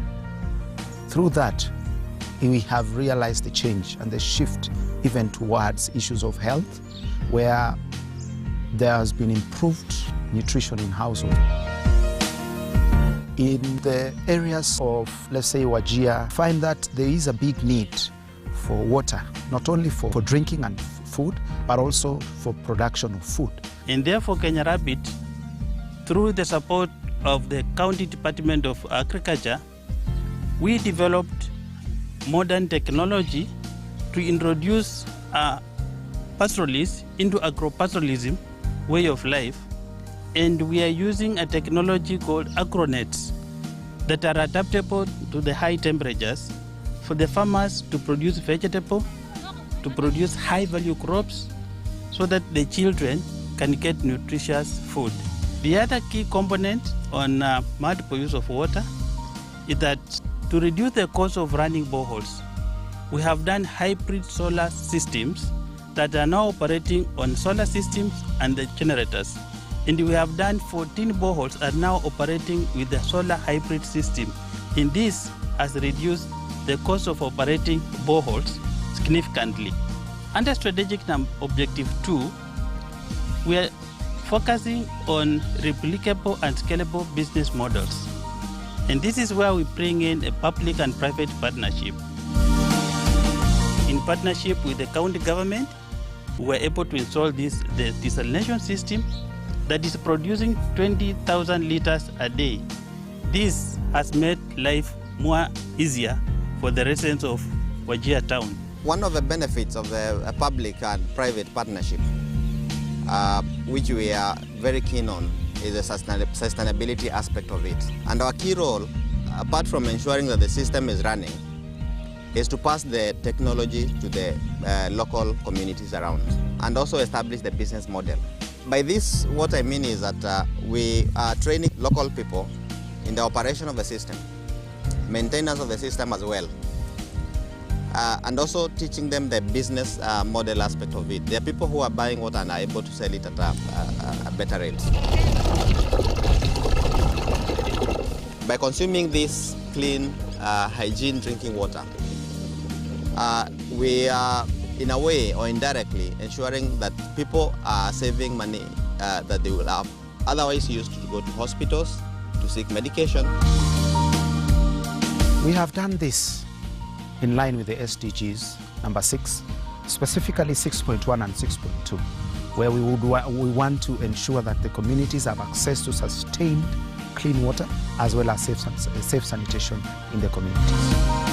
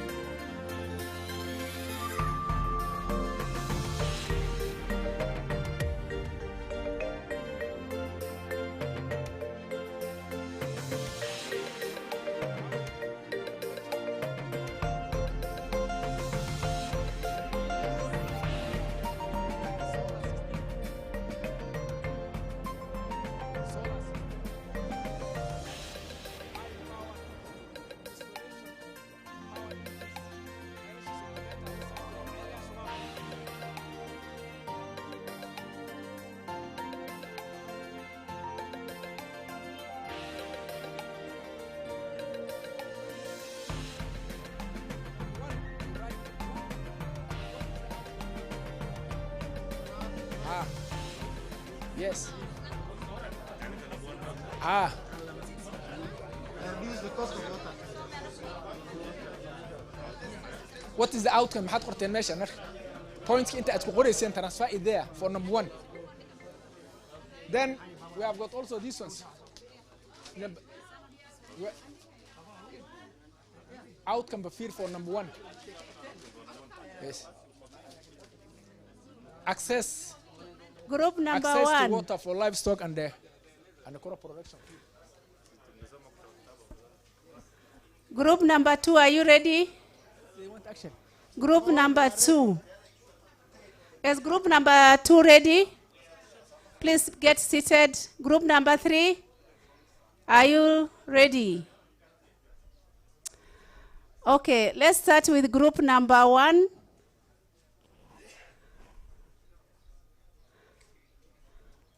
Group number 1. Yes, please start your presentation. You have less than 4 minutes to give us your presentation. Hiya. Okay, welcome.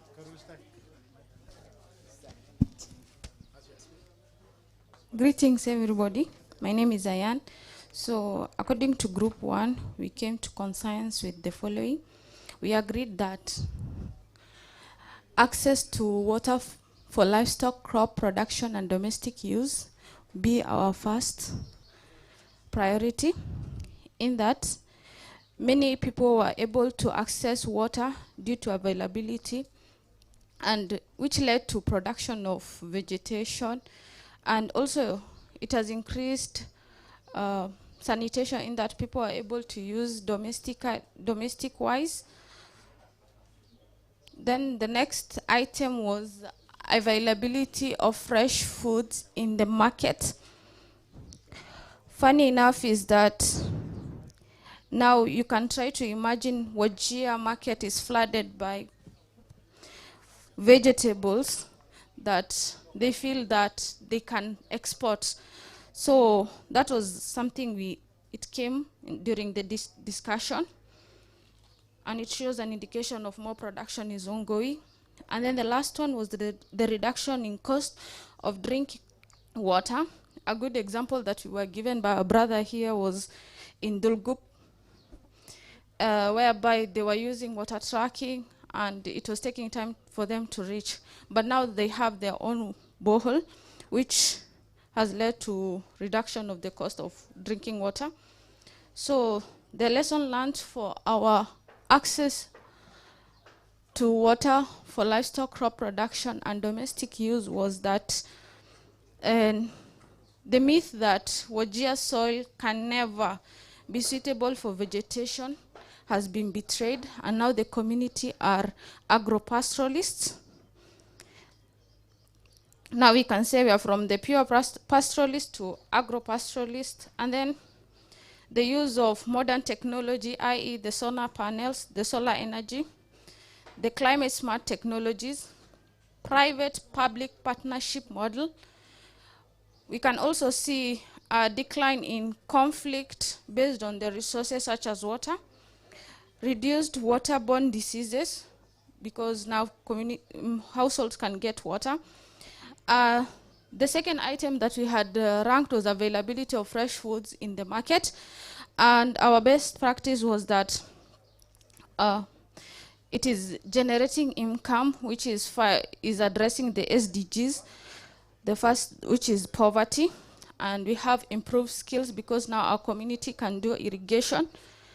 The last one, which was reduction in cost of drinking water, we said through the use of proven climate smart technologies, the reduce of water costs is seen by the community. So I think that was our input.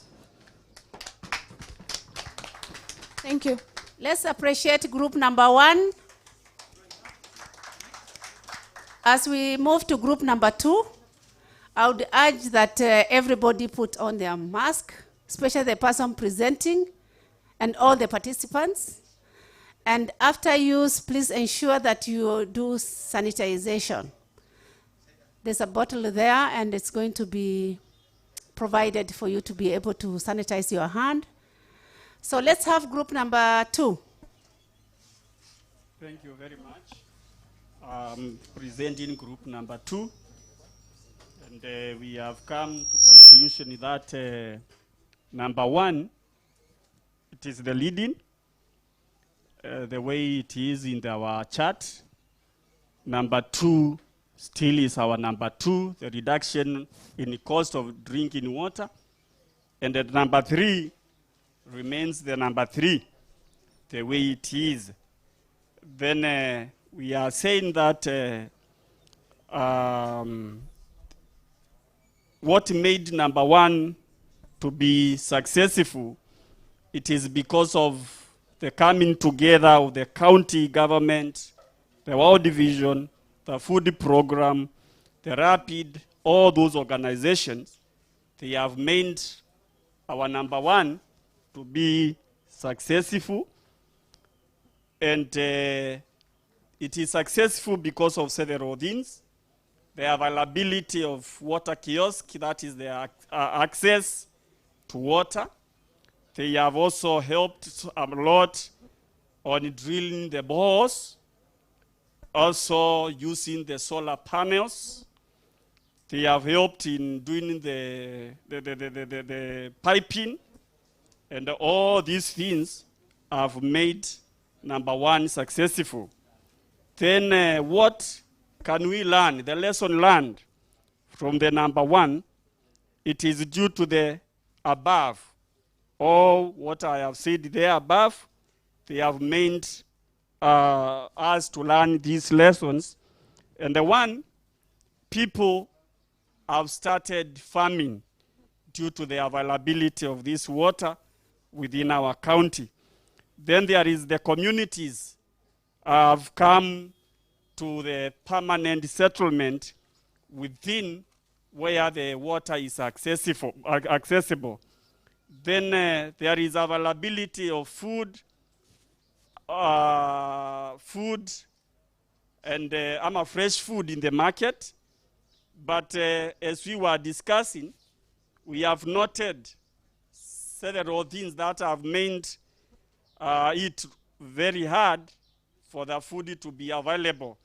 And the one, we have the experience of the drought, and the drought cannot sustain many of our crops that we plant within the Wajir because the drought is a bit longer. And we try to water the trees and the crops, and they are not doing very well. The other thing is about the soil.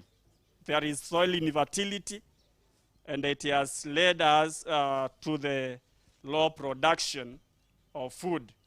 Number three, there is culture. There is that cultural practices. Many people in Wajir, they know how to take care of the animals, and they're not farming. So very low number is turning to farming. Then there is lack of training. If you go to the market or to the farming, they don't have how to do the farming. So they need a lot on training for that. There is poverty, and poverty has led for people not to farm because they cannot access what we are calling, they cannot purchase seeds, they cannot purchase fertilizers, and also when they do all these things, they cannot be able to know the type of the zinaitwa drugs ama pest whatever zile za kunyunyizia wadudu, because kuna wadudu wengi, and that is what we concluded with. Thank you very much. Let's appreciate group number 2. Let's go to group number 3. Thank you very much. I am representing group number 3.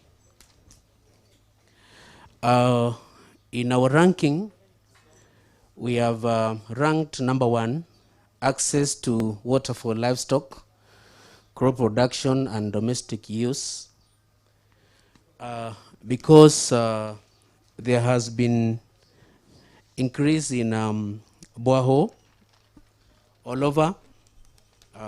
There are many water pads, and there are several shallow wells across the county, providing more water for livestock, for crop production, and also for domestic use. So that ranks number 1. Number 2 is we have the reduction in the cost of drinking water. We have discussed, and across various parts, town and also other parts, even in the bullers, there has been an increase in water in the last like 5 years, and therefore the cost of buying water, because there is more available water, has gone down a bit. And even in the town, especially this water kiosk recently launched here, has been very useful, reducing the cost of drinking water for the people of Wajir as well as the people in other parts. But the levels are not very high. There will be need for more resources allocated in that area, and that is why we have ranked our access to reduction on cost of drinking water as number 2. Number 3 is availability of fresh foods. It has been ranked the 3rd, and reason is because not many people have committed themselves to farming or doing small farms in kitchen gardens and small farms in their compounds. Not many people have come to the idea that they can do some small farming. That is why still the levels of fresh foods in our markets are low. They are not as we would have expected. That's why it ranks number 3. Lesson learned on why we have highest ranking on water is the water which has been provided through shallow wells, boreholes, and water pads has been very useful to the communities. And that trade should be encouraged. Where there is no much water, the trade should be encouraged so that the people can be helped more. Lesson learned on little fresh foods in our markets. The reason why we have very little foods in our market is we learned that there has been little commitment by people here. They don't think that they can farm just like other parts of the country. But now commitment should start so that they can also, as long as there's some water here, or even rainwater, they can use that season to farm. So commitment. Number 2, there is sensitization on the need to do some farming has not been very high. So we also learned that it should be higher. And then the other lesson we learned is that many people have not understood the value of having their fresh produced foods. It carries more nutrients than food which has been imported from Nairobi, Meru, Isiolo, or other counties of Kenya. Thank you very much. Can we appreciate group number 3? So as we wrap up, I would want to say that one greatest lesson learned by most of the groups, I mean the group number 1 and 2 and 3, they've all ranked outcome number 1 as the highest. That's the project, I mean that's the area that had the biggest impact. And one thing that they were all saying, all the group is saying, is the great impact made by all partners. The partnership from county government, from development partners, from the program is one of the things that they all appreciate. So partnership made the whole program to be great. So that is one of the things that all of you said. Tumesema the great partnership ndio kitu moja ya maana muliona, si ndio? So unakuta kwamba you can't do things alone. So the moment you have more partners come together, you have better program, better impact in the community, and we've all agreed on that, isn't it? Si tumekubaliana? Pia one greatest impact enye group number 1 said was the issue of the community myth that pastoralists in Wajir cannot do agriculture. So that myth Group number 1 articulated very well that you can grow food and even supply the neighboring counties. Kuna vegetables, we've seen the tomatoes, and that also brought a lot of improved nutrition. So the myth that agriculture cannot be done in pastoral areas is a myth. We've seen a workable program. Tumeona watu wanafanya agriculture na wanafaulu. Si ni kweli? For group number 3, I think on the issue of the project that was ranked the lowest, tumeona group number 2 said reduction of water for drinking as the lowest impact. But in all the others, tumeona kwamba that was also number 2. But what we learned most is that we can do community livelihood diversification. Si tumeona hatuwezi weka ng'ombe peke yake na mbuzi na ngamia, lakini pia tunaweza kuwa na vitu ya agriculture. The one that was ranked the lowest among all the group was the issue of having more training, especially on change of attitude, and to have more on agriculture. I think that was running across almost all the groups. And I think maybe in our future planning, we need to include the issue of community capacity enhancement or development on issue of agribusiness. With that, I think we can now close the session, and we appreciate all the things that we've done. We appreciate ourselves. Ndio, tujishukuru, tujipigie makofi. Asanteni sana. We've seen the projects are working, things are working, you are learning more, and I think from this, the takeaway for NGOs, takeaway for county government, takeaway for our sponsors and development partners, including the private sector, I think we can pick from what the communities have already said. Thank you. Over to Jason.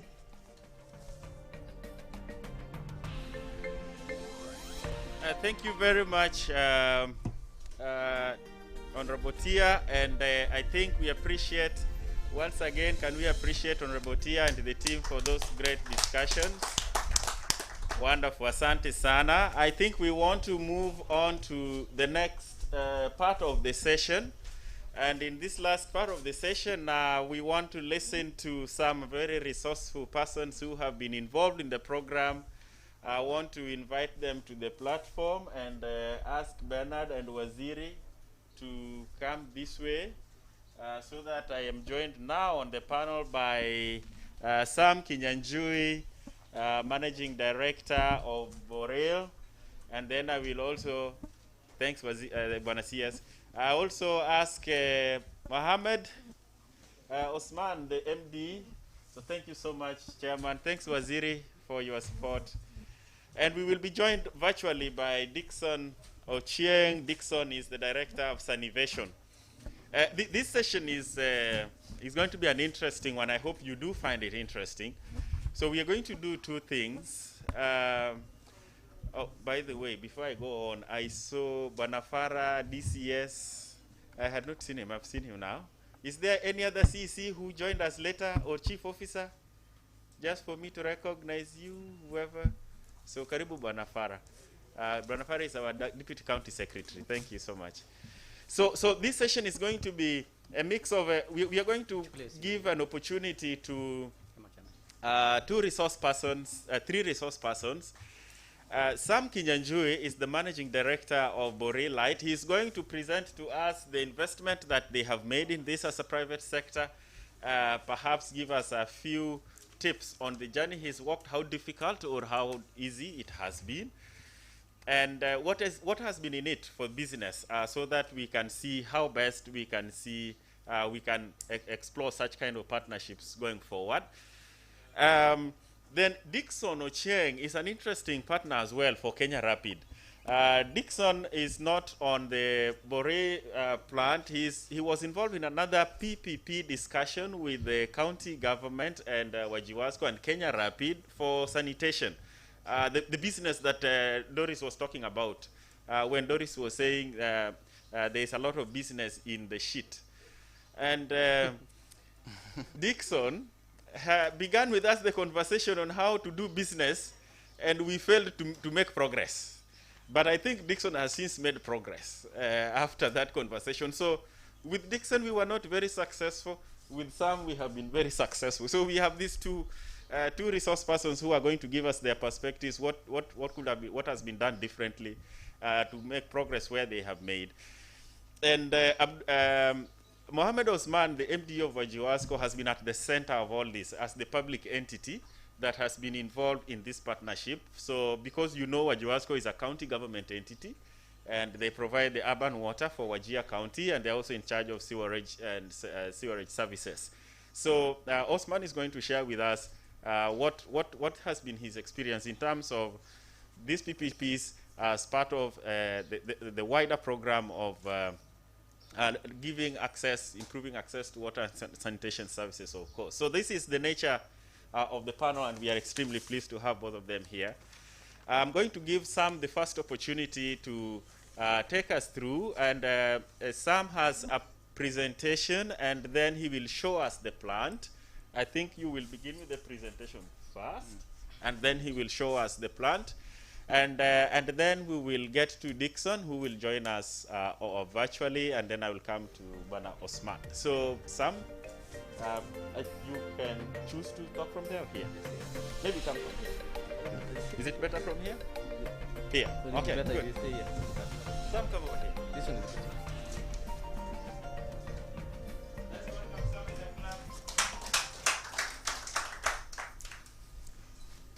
Thank you very much, Jason. The CS, Abdullahi Hassan. The county CEC for agriculture, Ahmed Sharif. All the CECs present. Members of the county government of Wajir present. Kenya Rapid team led by Doris. Millennium Water Alliance team. World Vision, all the distinguished ladies and gentlemen, good morning. My name is Sam Kinyanjui. I'm very, very happy to be here today. It's indeed a great pleasure to have this forum, and more so to talk and present about our work and our progress so far. Let me first start by conveying our message of greetings from our team in Germany. Our company, Borelite, is mainly based in Germany, where the production and the design of the desalination system takes place. Here in Kenya, we operate under the name Water Kiosk Limited. So receive all the greetings from our German team. They are very happy and they are pleased. They are also following us online. And equally, they are our team in Nairobi as well. I want to begin with a presentation. There's a PowerPoint presentation. Yeah, thank you very much. As I said, Borelite is a company that is based in Germany and that has done the work that we see here, the desalination plant. The main driving factors and the main principles that drive the company is the challenges that we all know that we face. We have the issue of the low access to clean water. We have unreliability of that access. And the other issue is we have unsafe. It's unreliable, it's unsafe. Whatever is available, that water is also unsafe for consumption. And that has been a challenge to all of us, we know, especially in most parts of this country, and in various parts of Africa as well. We go to the next. We are looking at the problem and what we have so far. There's an analysis of the cost of water from various sources. The amount there is written in dollars, for those who can be able to see. And you see the cost of drinking water, the amount of money that somebody has to pay to access that drinking water. from $5, and the most cheapest we have there is around $2. So that also poses another challenge, another problem. How many are able to access that clean drinking water?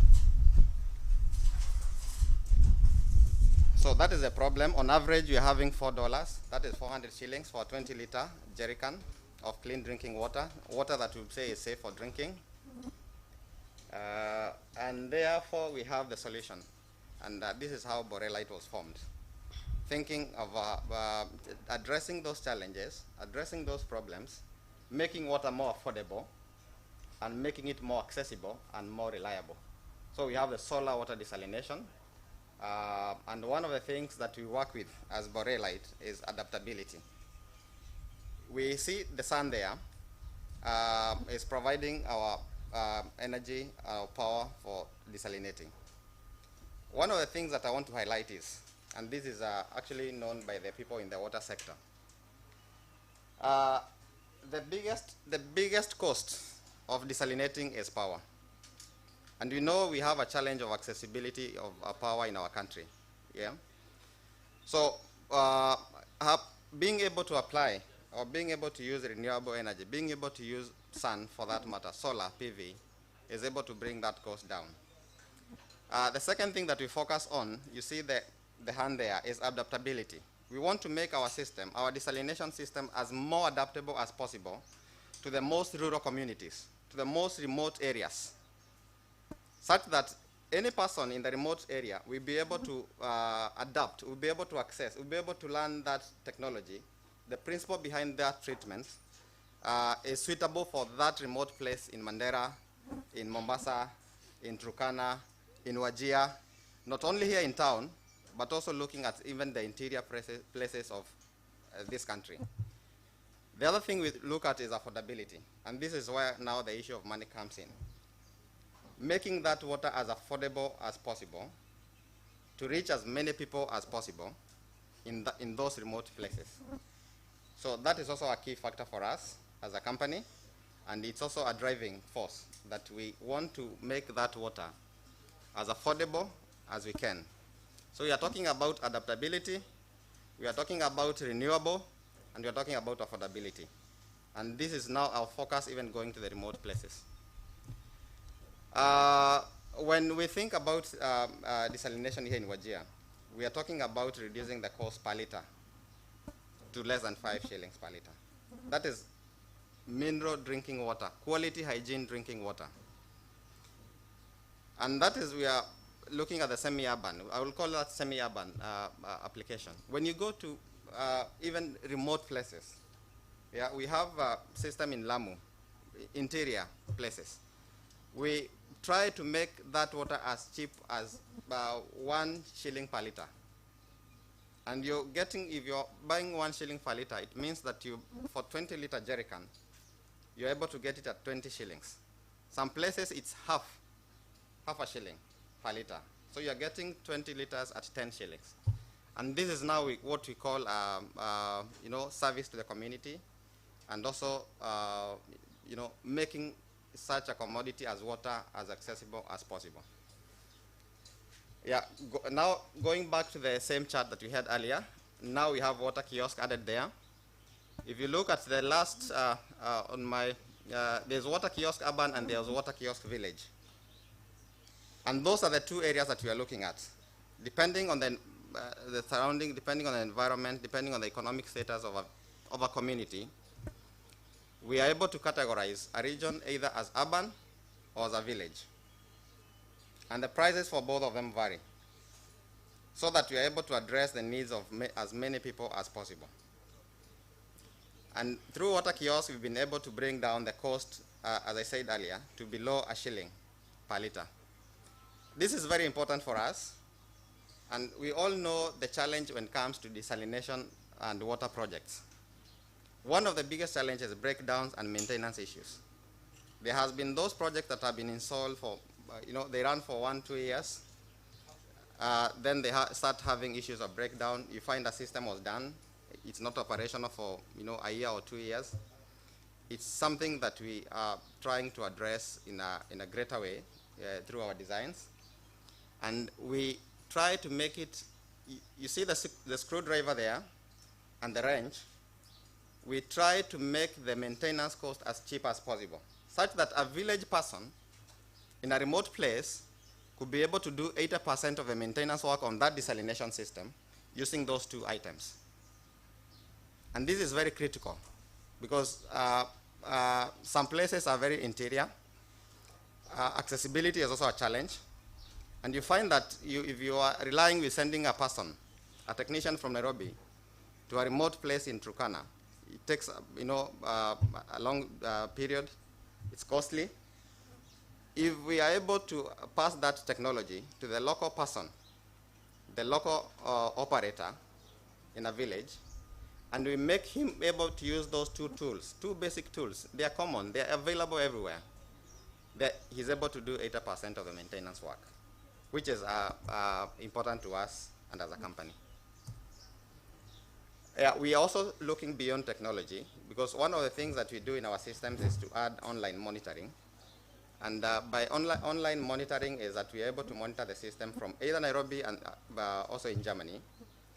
And the main reason for that is to minimize breakdowns as much as possible. The person in Nairobi monitoring a system should be able to detect any breakdown before even the operator knows. Through the online monitoring, we are able to know the quality of water that is coming from the system. We are able to know the amount of water, and we are able to know any deviation from the norm, from the standard, and therefore take early precaution before a major breakdown happens. And going forward and going even to the remote places is to provide even a trigger. You know, the moment there is the quality of water is changing, it gives a trigger to the operator and stops the system. And that is important to ensure that the water quality that the clients get, the quality of water that you're consuming, national training. You know, once in a while we have a forum to train and to motivate young people, boys and girls, so that we are able to pass this technology to them. We are going beyond what we have here, and this is what we are calling holistic approach. Water is still a scarce commodity, and therefore we want to make maximum use of what we have. When you desalinate borehole water, you get clean water on one hand, and then you also get the saline water, which we call the reject or the wastewater on the other hand. And you find in many cases you dispose, you throw away the saline water, the wastewater. We are going beyond and thinking about the holistic approach. How can we make use of that wastewater? How can we improve? How can we generate some income from that? In that slide, what you are seeing there, we're having a borehole, getting water to the water kiosk. You can see the label, water kiosk, with solar panels, everything 100% running on solar panels, including the lighting and the sterilization of the water. There is Wi-Fi there, and this is important for online monitoring and also providing Wi-Fi to the local communities in the villages. There's a mobile phone for transmitting of that data. To the right, there is what you see, bottled water, which is now the clean water, which is our key focus for that project. But then we're having a byproduct. And the byproduct is now the saline water, the reject water. So in our application, in our design, we are making use of that byproduct. You find the salinity of that product is not very bad to accommodate other uses, to accommodate fish farming, to accommodate a variety of crops. So we're having farming using drip. We're having also farming, urban farming. We're calling urban farming, where we are having vertical farms and horizontal farms, occupying very less space, very well manageable, especially when you're looking at what kind of soil do we have, what kind of space do we have, using vertical farm, and then we have the fish pond. In urban places, we are going beyond that to use it for sanitation, for flushing of toilets and the rest. So this is an important feature for us. We have applied it somewhere else, and we are keen and discussing with our partners, Wajir, about how we can upgrade, about how we can improve what we have here. Yeah, next. Yeah, I put that a few photos so that we can actually identify with some of our work. We not only here in Wajir. In the first one on the top left, you see our kiosk here in the first days of opening. Next to that is our initial project in Kitengela. This is 3 years back, and it has been a milestone as well in improving the lives of people there and providing cheap water as well, affordable, let me say affordable water for that matter, and clean, hygiene drinking water. We have, below on my right, we have a plant in Wasini Island. And that is also important for us because it was among the first plants. And what it is doing, it is desalinating seawater, water from the ocean. And you can imagine the salinity of that water. And salinity we measure in terms of ppm, what you call TDS. We are talking about 30,000 ppm. What we are looking here in Wajir is about 5,000, 6,000, 8,000 ppm. And being able to work with seawater and running on solar, getting water best quality than what we have on our table is an achievement, I may say. And it's something that we should also look for in adopting in our country, because we have a lot of that saline water. So it's a matter of being able to make use of that and get good products out of it. I talked about holistic approach. This is in Lamu Island, in Pate, in a village called Pate. And apart from having the water kiosk, we are going beyond that to having water for irrigation and providing water for kettles in that place and wastewater for the toilet. It's based in the school. So it's also an icon project for us. What you see, there's a blue icon where the water kiosk is. We're having a borehole running on solar as well. But now the wastewater is not disposed just like that. It is used for farming. And they've done, I think, 4 harvests of farming. And it's also changing the perception in the community. There was a comment about the issue of culture and what a certain community is used to, and this is also something that is changing. In Lamu, not many are used to farming, but after the second, third harvest, and people saying, okay, so this is possible, and it's great to see that kind of a change and an improvement in our society. The next slide is also an icon project for us in a place called Burani. This is in Kwale County. And we're having a water kiosk, and you see the solar panels on top of a mosque. And desalinating water, it's actually doing 30,000 liters per day in a village in Burani. Apart from that, the reject water goes to the fish farm. You can see the yellow icon with 3 ponds. Those are fish ponds. A week ago, they did a harvest from the 3 fish ponds. And it's unbelievable the amount of revenue they were able to generate from that. And it employs also 2 people to do that. Apart from employment on the water kiosk, it goes beyond now to employ for the fish farming. And then next to that is a vertical farm where you see a green icon.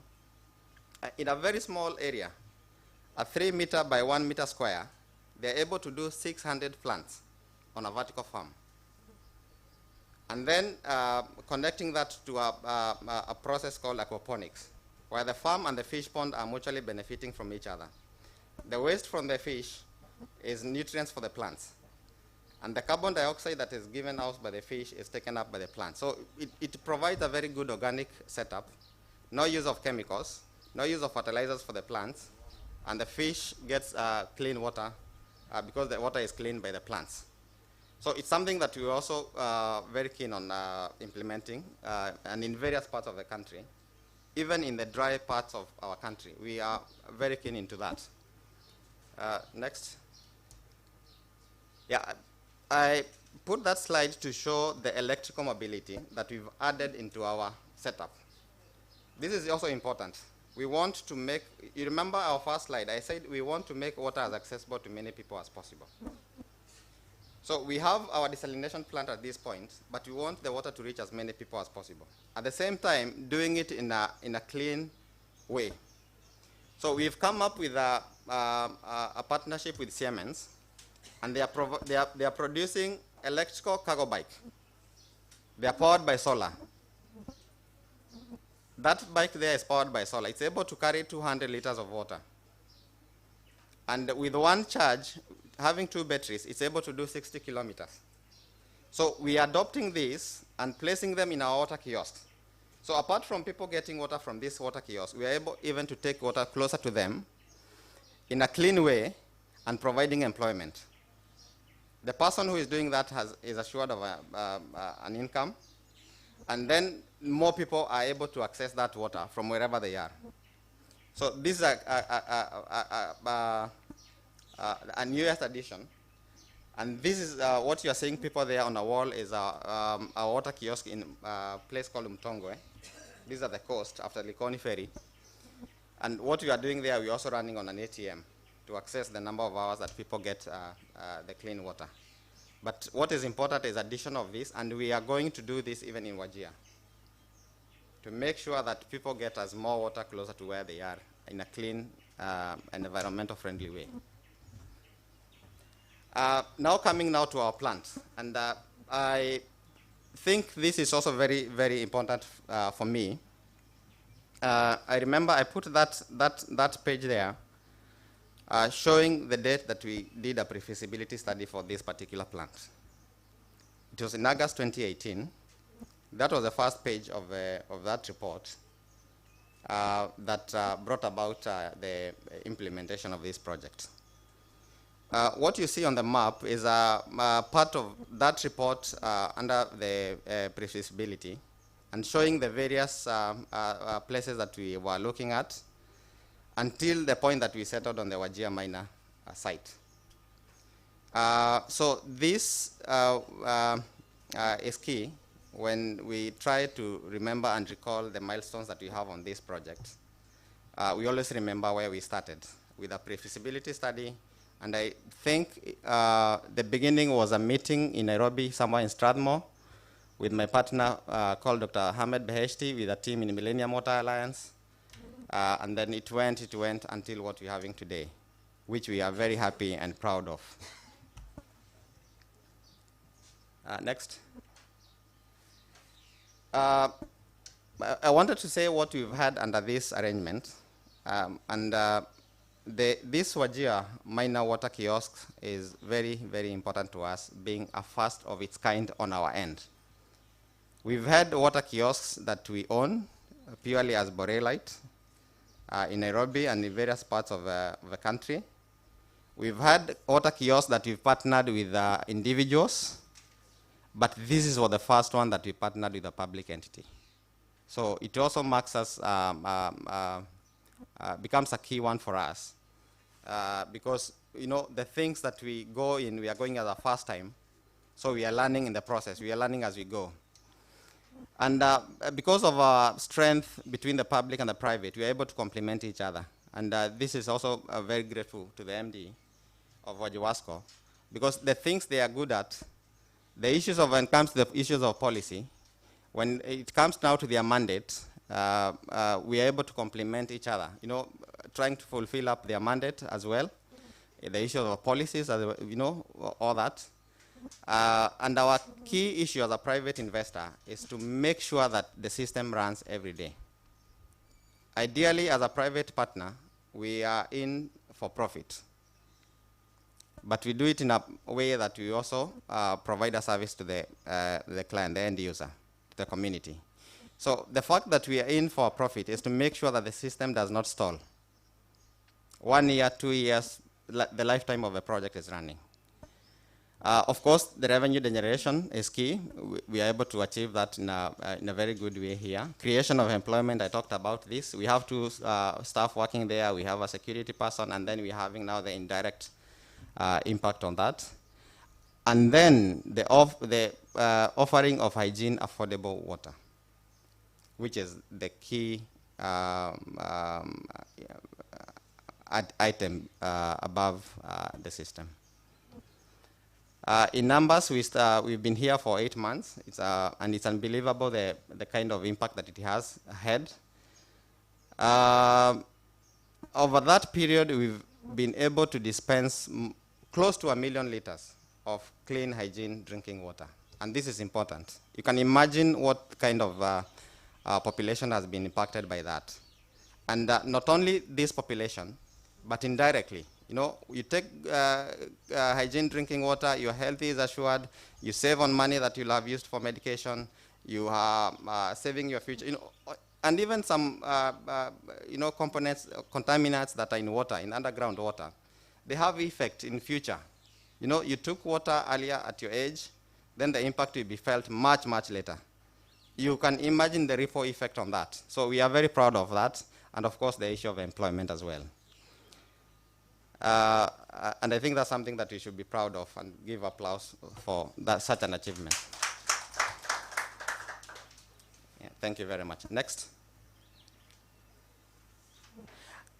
I brought in this to show now that we've had this experience of PPP. What's the way forward? As a company, we are having a program that we had to install 40 of these systems in the year 2020. Of course, there was the impact of the COVID pandemic, so that will not be achievable as yet, but we'll be able to do half of this. And we have had experience with this desalination here. We'll be very, very proud to have most of those systems here in Wajir and impacting the people of Wajir. So as we go forward, we say we are having those systems already, and we are willing and ready to implement and upscale the projects. That's the arrangement that we're having, and getting about more into carbon credits. We're having the financial, then the implementation partners is Water Kiosk and Borelite. Water Kiosk is now what is operating in Kenya as Borelite. Next slide. This is some icons showing the indication of the areas that we are targeting in Kenya with those 40 systems. We are doing 20 of them by end of December. And our interest and our prayer is to have most of them here in Wajir. We've already allocated 5 of them, so we hope that it comes to pass, it comes to be implemented. And apart from that, we're also looking at various parts of the country.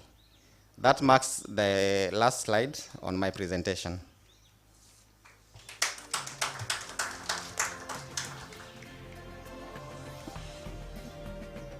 Thank you. I think some will now move over there to... Okay, so you can walk over there as we... I think there's a camera person there who will be following you, so just go straight. Mohammed, you want to go with Sam? Yeah, no problem. Please. And I want to invite the CS also to join the team. The rest we can remain so that we can, they can, and I think if you are in the virtual audience, this is really for the virtual audience benefit to help them see what we are seeing. The rest of the communities who drink water from here every day know the story of the investment. And we want you to have a feel of what the plant looks like in the next few 10 minutes or so, and then we will get back to the plenary. So those who are here, you can give us just a few 10 minutes, and some will explain to the whole audience what they have. All running by solar. So we're having water coming from the borehole and to a storage tank, what we call the raw water tank, behind the system here. Then from the raw water tank, now the water gets into the system, which I welcome you to come with me.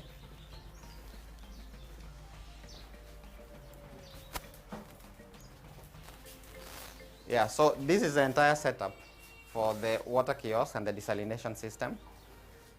It's employing all the processes required for a desalination plant, from the pre-filtration to the desalination section and to sterilization.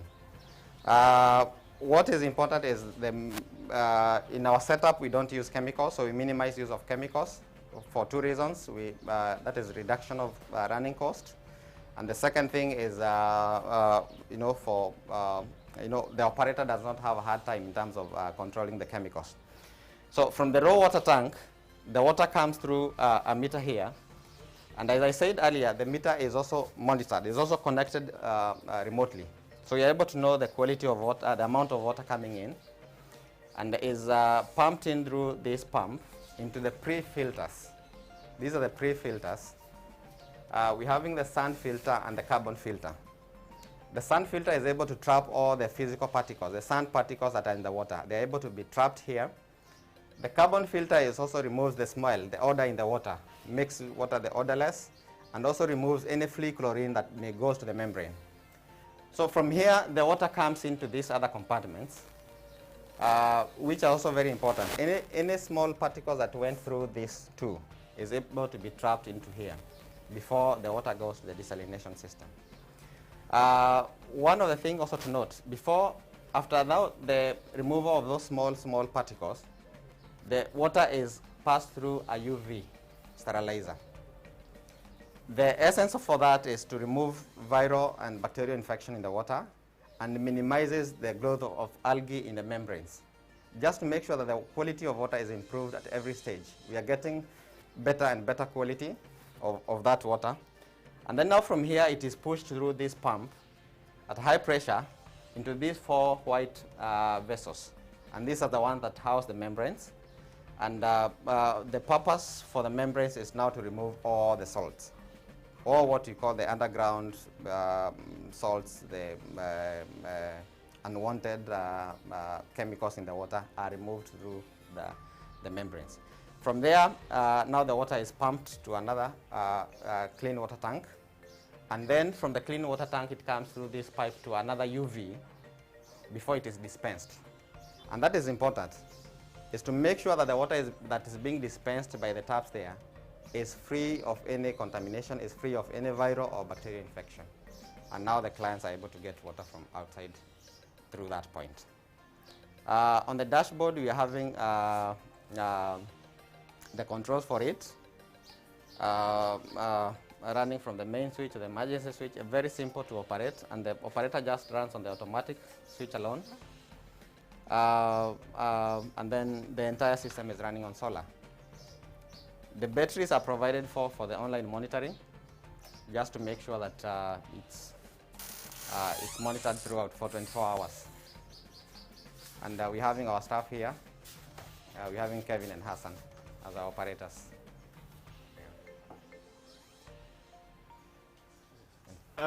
Sam, is that it? Can we see the dispensing taps outside? Hassan and Kevin and Hassan. The engineers? They're not engineers. We've trained them. Yeah, we trained them locally here, and we are able to pass. They're actually able to run and maintain basic maintenance using the simple tools here. Yeah, and they are local. We always take local people for that. Yeah, yeah. Thank you very much. Okay, good. Thank you. Let's give a clap to that. A good job, and as Sam walks back, I think. So that is the first case, and then I want to welcome back Sam. Thank you so much for that show of the investment you have made. There are things I didn't know. I've now known that I think are very exciting to hear, and the technology for the bicycle and so on. We can't wait to see the full package. I want to invite Dixon. So that is case 1. Case 2, I want to invite Dixon, and please, if you are in the virtual audience, you can note down your question. You can ask us on chat box, but also you can write it down, and in the next few minutes, we'll open the floor for question and answer, as well as those who are here, you can also ask any questions. So in the next 5 or so minutes, I want to give Dixon about 5 minutes or less. Dixon, is he on... I hope Dixon is unmuted and we can see him on. Thank you. There you go. Thank you, Dixon. Dixon, I don't know where he is. Dixon, are you in Naivasha? Where are you? I'm live from Naivasha. Naivasha, good. Wonderful. So Dixon was able to talk to our MCS from here who wanted to have a conversations around the partnership on the sanitation component for urban waste management. Dixon, we were not very lucky for Kenya Rapid when we began that conversation, but I'm glad that you have made progress. What is your quick reflection about what you might have done differently that has made you make some little progress on that partnership with the county, with Wajiwasko, I believe, isn't it? With Wajiwasko, could you just share a few of your perspectives? Great. Thank you, everyone, and good afternoon. I'm really privileged and honored to be part of this amazing program and event in Wajir. I want to first acknowledge the county executive, the county legislature, the national legislature represented, and also the leadership of the Kenya Rapid program, and also Millennium Water Alliance, and also USAID and World Vision. I want to say I would have loved to be there in person because I love Wajir and I love the people of Wajir. They are really good people and the leadership is really progressive. I'll be quick just to provide an insight of sanitation, and then I provide a short journey that led us to start working in Wajir. Sanitation, we are a social enterprise. That means we are a private sanitation company. We are based here in Naivasha, Nakuru County, and for the past 6 years, we've been working in partnership closely with Nakuru County and the local water utility in Naivasha, Naivawasco, to try support them into providing the sanitation services, and on that is majorly on on-site sanitation, starting to work with them on how to figure out how we can make sure that the fecal sludge in the community is safely managed. And through that, we've been able to design, build, and now we are operating a waste-to-value treatment plant that intake fecal sludge from pit latrines, septic tanks, and transform it into a biomass fuel. That again, we are selling into industrial boilers like KTDF, pharmacies, Pawani oil, as an alternative to the traditional firewood. What we are trying to showcase to water utilities and county governments is that sanitation can be solved using a business model that can provide a revenue stream that can be able to cover the operation cost, which will now enable scale that to be scaled into other counties and into bigger areas. And that's what we've been working closely with Nakuru County and the water utility in Naivasha. Back to your question, Oyugis, about our journey in Wajir. Yes, we started this engagement together with the Kenya Rapid program with my friend Ken way back, I think 3 years ago. And when we started looking at Wajir, we saw Wajir just as other counties in Kenya, which are struggling with the big challenge of managing sanitation. Because you look at the water utilities, they have two mandates. One is to provide water. The second one, to the counties that are lucky, also to provide the sewerage services. And then now you look at the Ministry of Water embracing the sanitation component, you have again the sanitation mandate. The utilities have not been able to 100% do the first two mandates. And now with the sanitation, that's where they need the public-private partnership. They need the private sector to come together with the innovation. I think I've been so much impressed this morning to hear some of the innovation that have been employed in Wajir to ensure the communities enjoy the services they deserve. And this is the only way that we can look into meeting the SDG goals. The government cannot do this through the traditional ways. And that is what drove our engagement when we started discussing this with Kenya Rapid 3 years ago, was how can sanitation be able to step into Wajir and try to do the work that we were doing in Naivasha. And I can be honest, and I like Doris because she was honest, the conversation did not go far. I think we tried to engage and we are all passionate about making this work. But I think I'll point two challenges that maybe made it us not to be successful. And the first challenge I'll say is the framework of partnership. I know when we talk about public-private partnership, The 3 Ps look like simple. You just come in as a private utility, being approached by a private utility, and together they figure out a partnership. But it's not as easy as it may look. The 3rd P of partnership is really complex.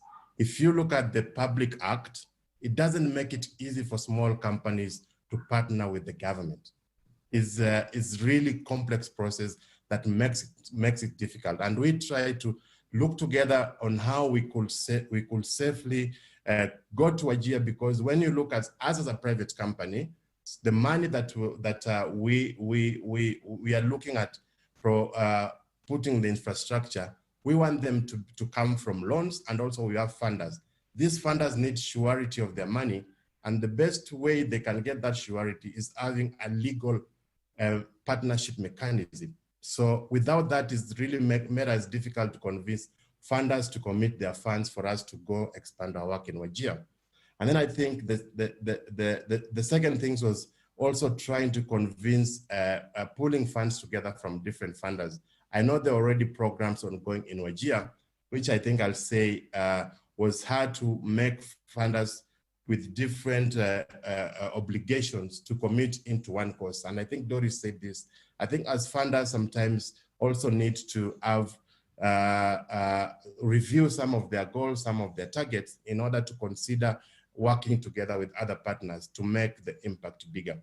So we were not successful with the Kenya Rapid program, but luckily also we are still really fully committed into working in Wajir, because we really felt the problem the Wajir people are facing in terms of sanitation was something that we were able to support them into making it better from the technology and the work we had done in Naivasha.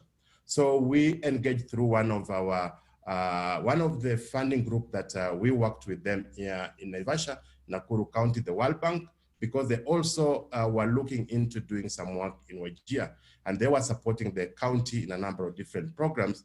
And one component of their funding was sanitation.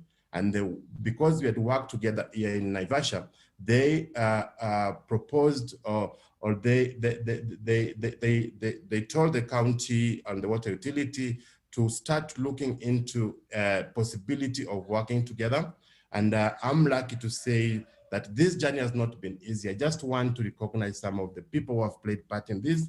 I had my good friend Kato is in the room, the public health officer, we've worked together, the town manager Nasiri, I know maybe is watching or also in the room, and also the new MD that came almost a year or plus ago, but he has really been supportive of the whole process in making sure that we can still be able to go through the required World Bank procurement process and the county procurement process.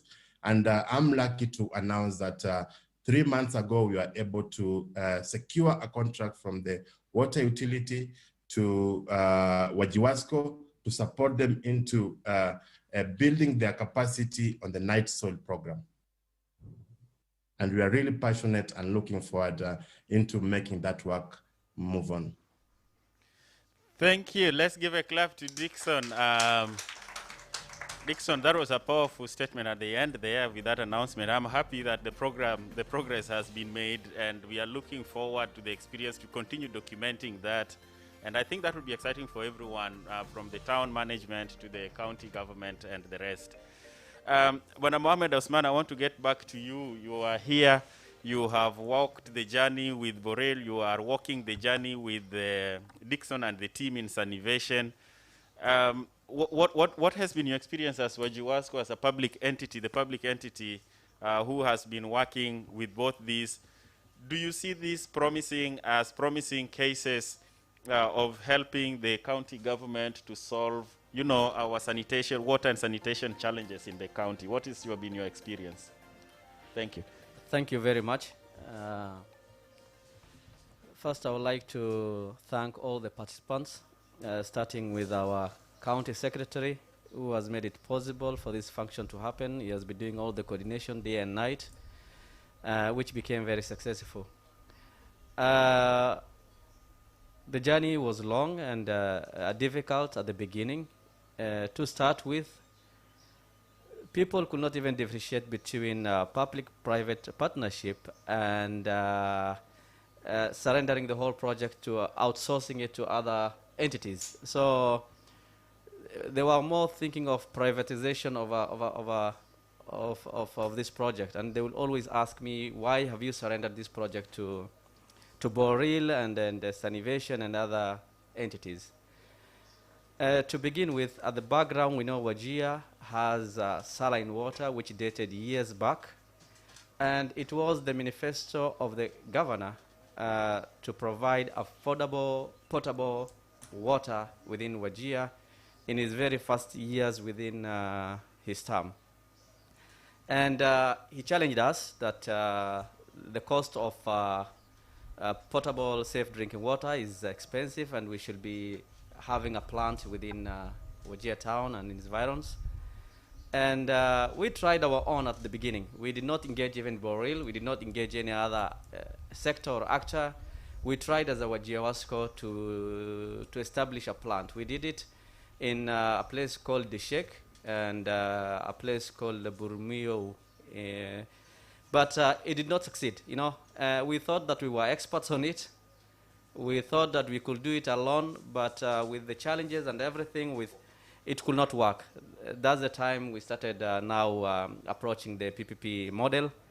And to be very, we are happy about it because in the model itself, it has different models within the PPP model. And with us and Boril, it is the build, operate, and transfer concession where they have put up the infrastructure on we share the capital on a 50-50 base. They will be operating on behalf of the Wajir Wasco and themselves. And at the end, a period of 8 years, they will transfer it to Wajir Water and Sewerage Company. So we are glad that this will be an asset of county government of Wajir through Wajir Water and Sewerage Company at the end of 8 years.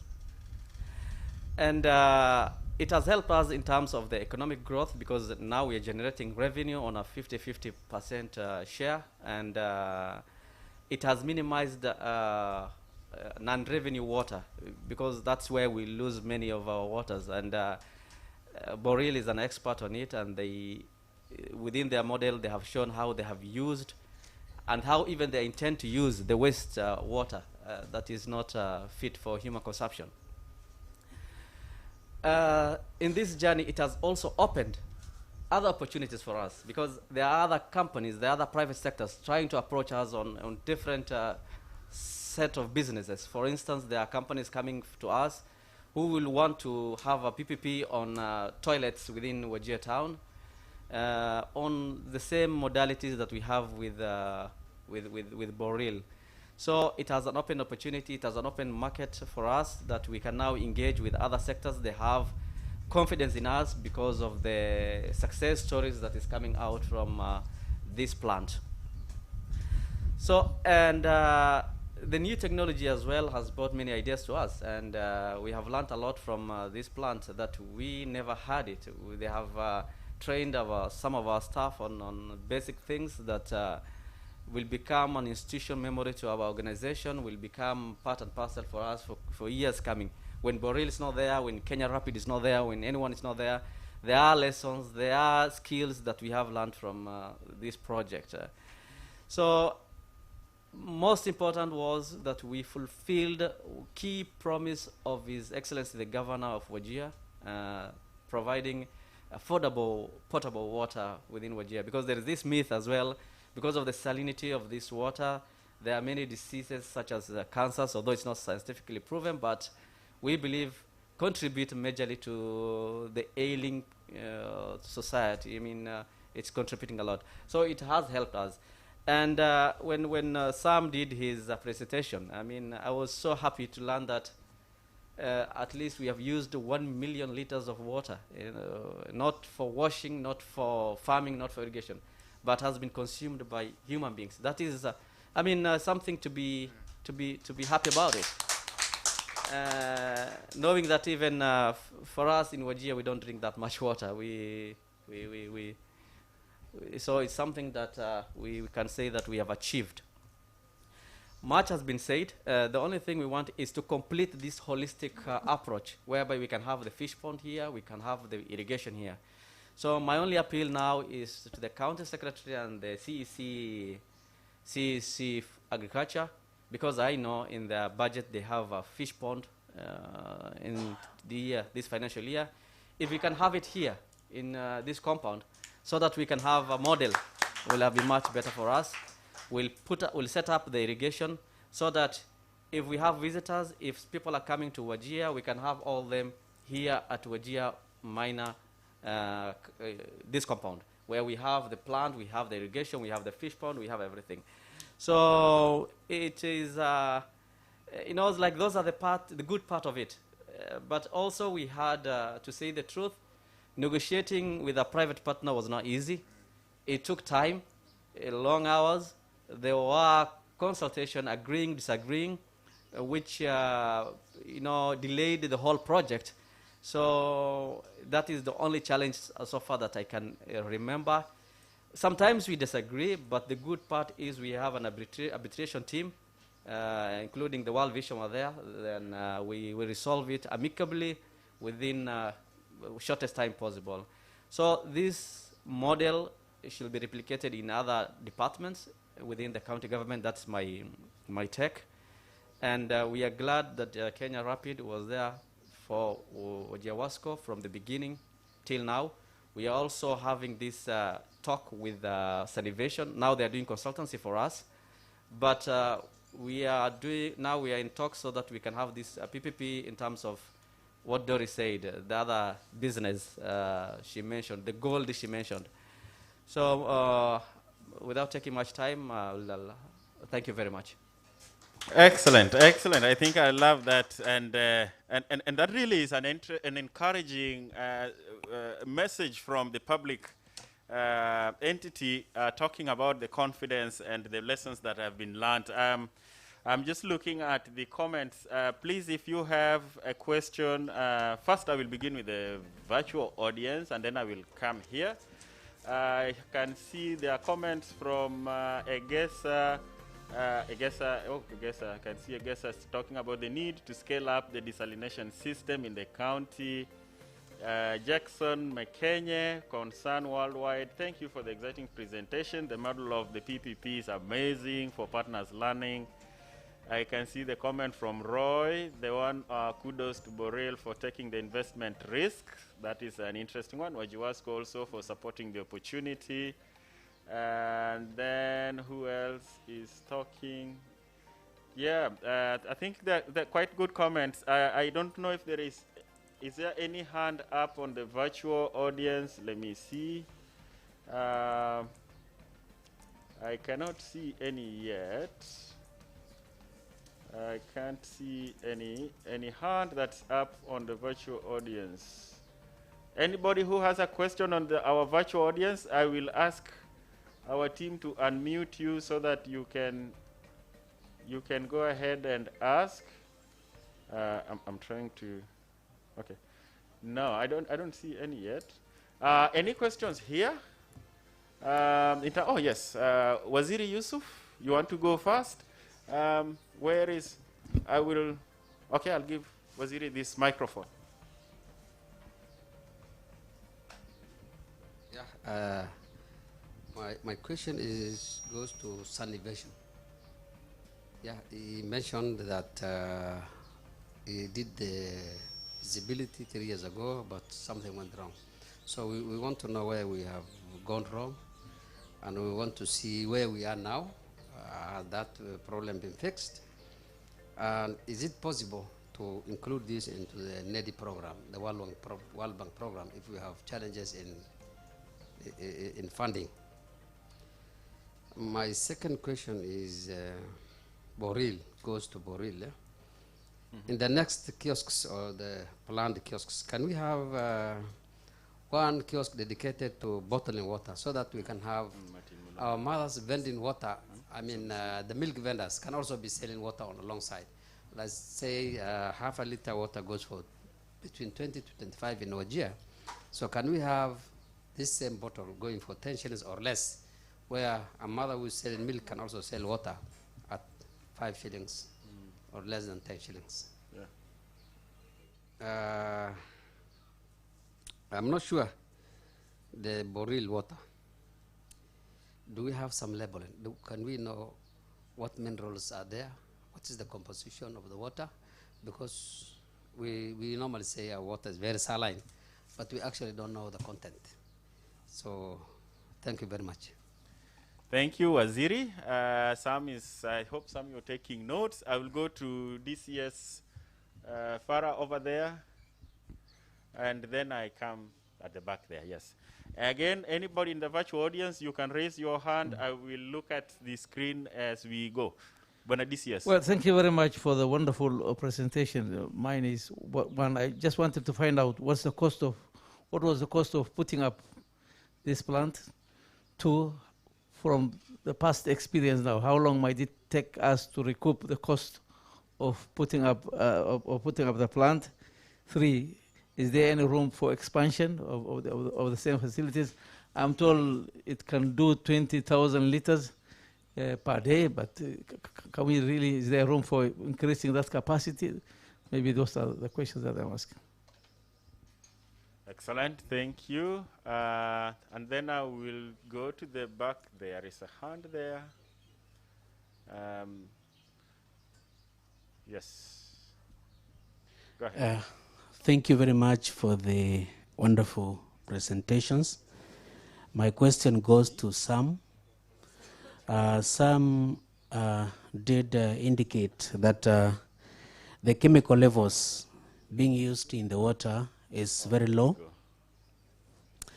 But I'm just concerned how safe are the chemicals being used for human consumption?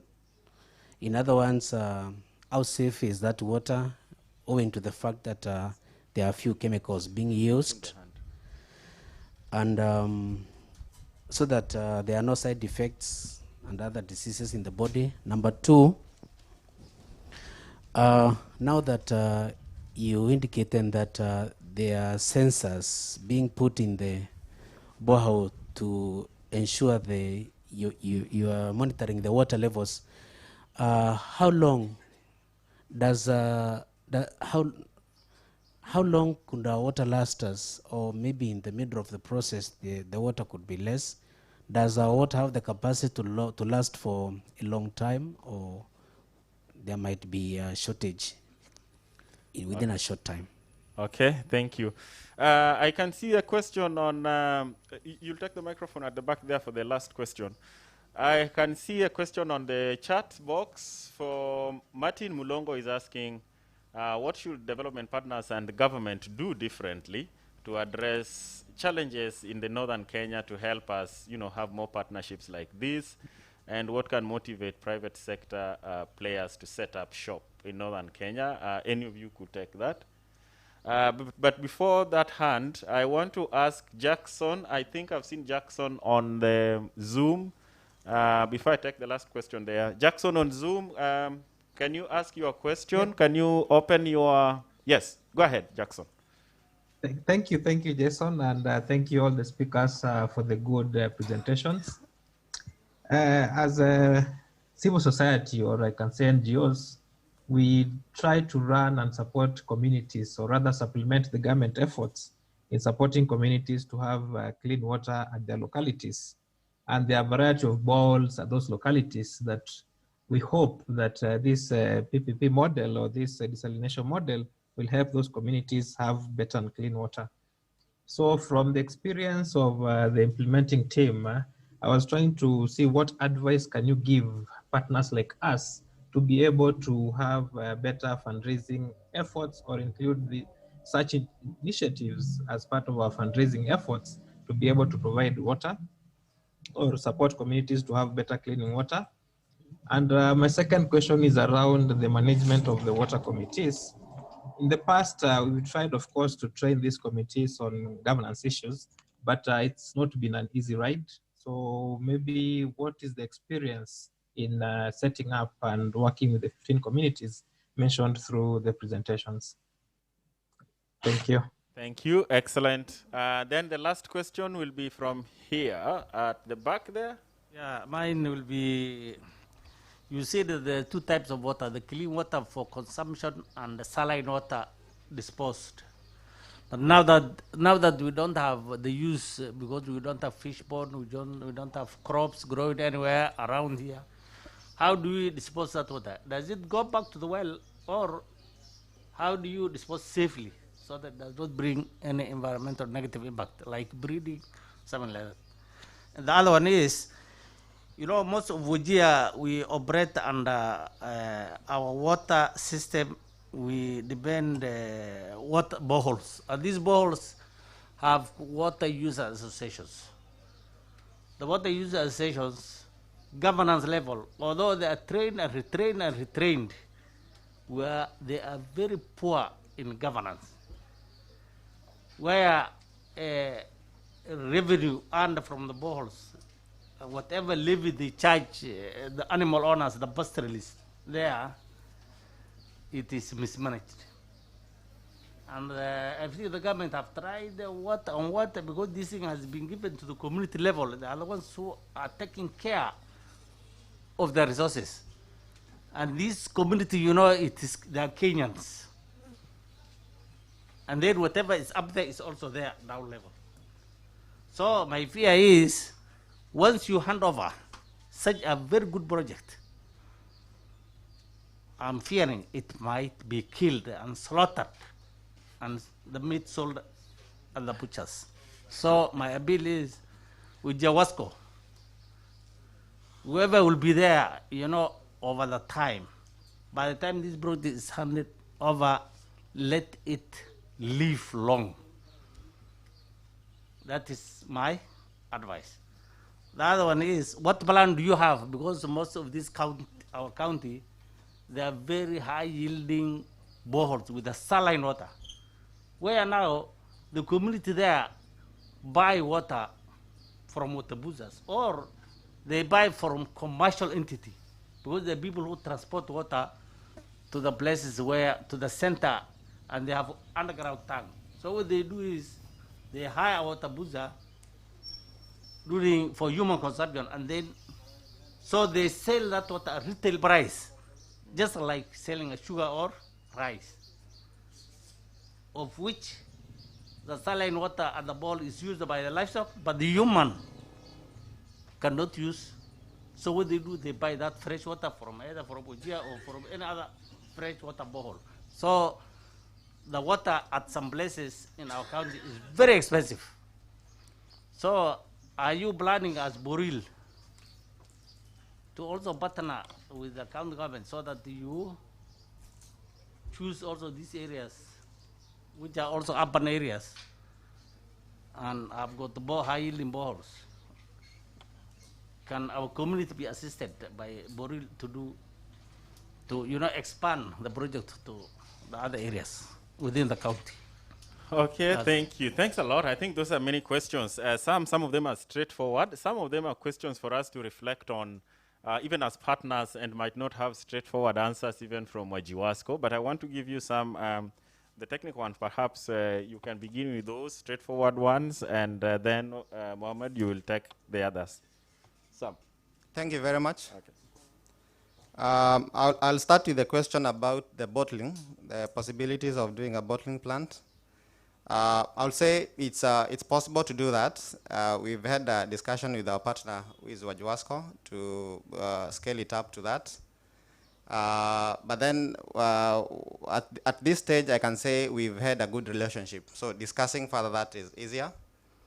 Of course, there are more requirements for that, but it's something that we are open to discussing. Having more plants in Wajir, that is a straight yes, we are ready for that. The other question was on the cost of this particular plant, and I'll say that the cost of various plants varies, and it depends with the quality of water. The more saline the water is, the higher the cost will be. And that varies a bit. You may have two close boreholes, but the salinity are different, so the cost will also be different. And the cost will vary between $80,000 to $90,000 for a complete installed plant.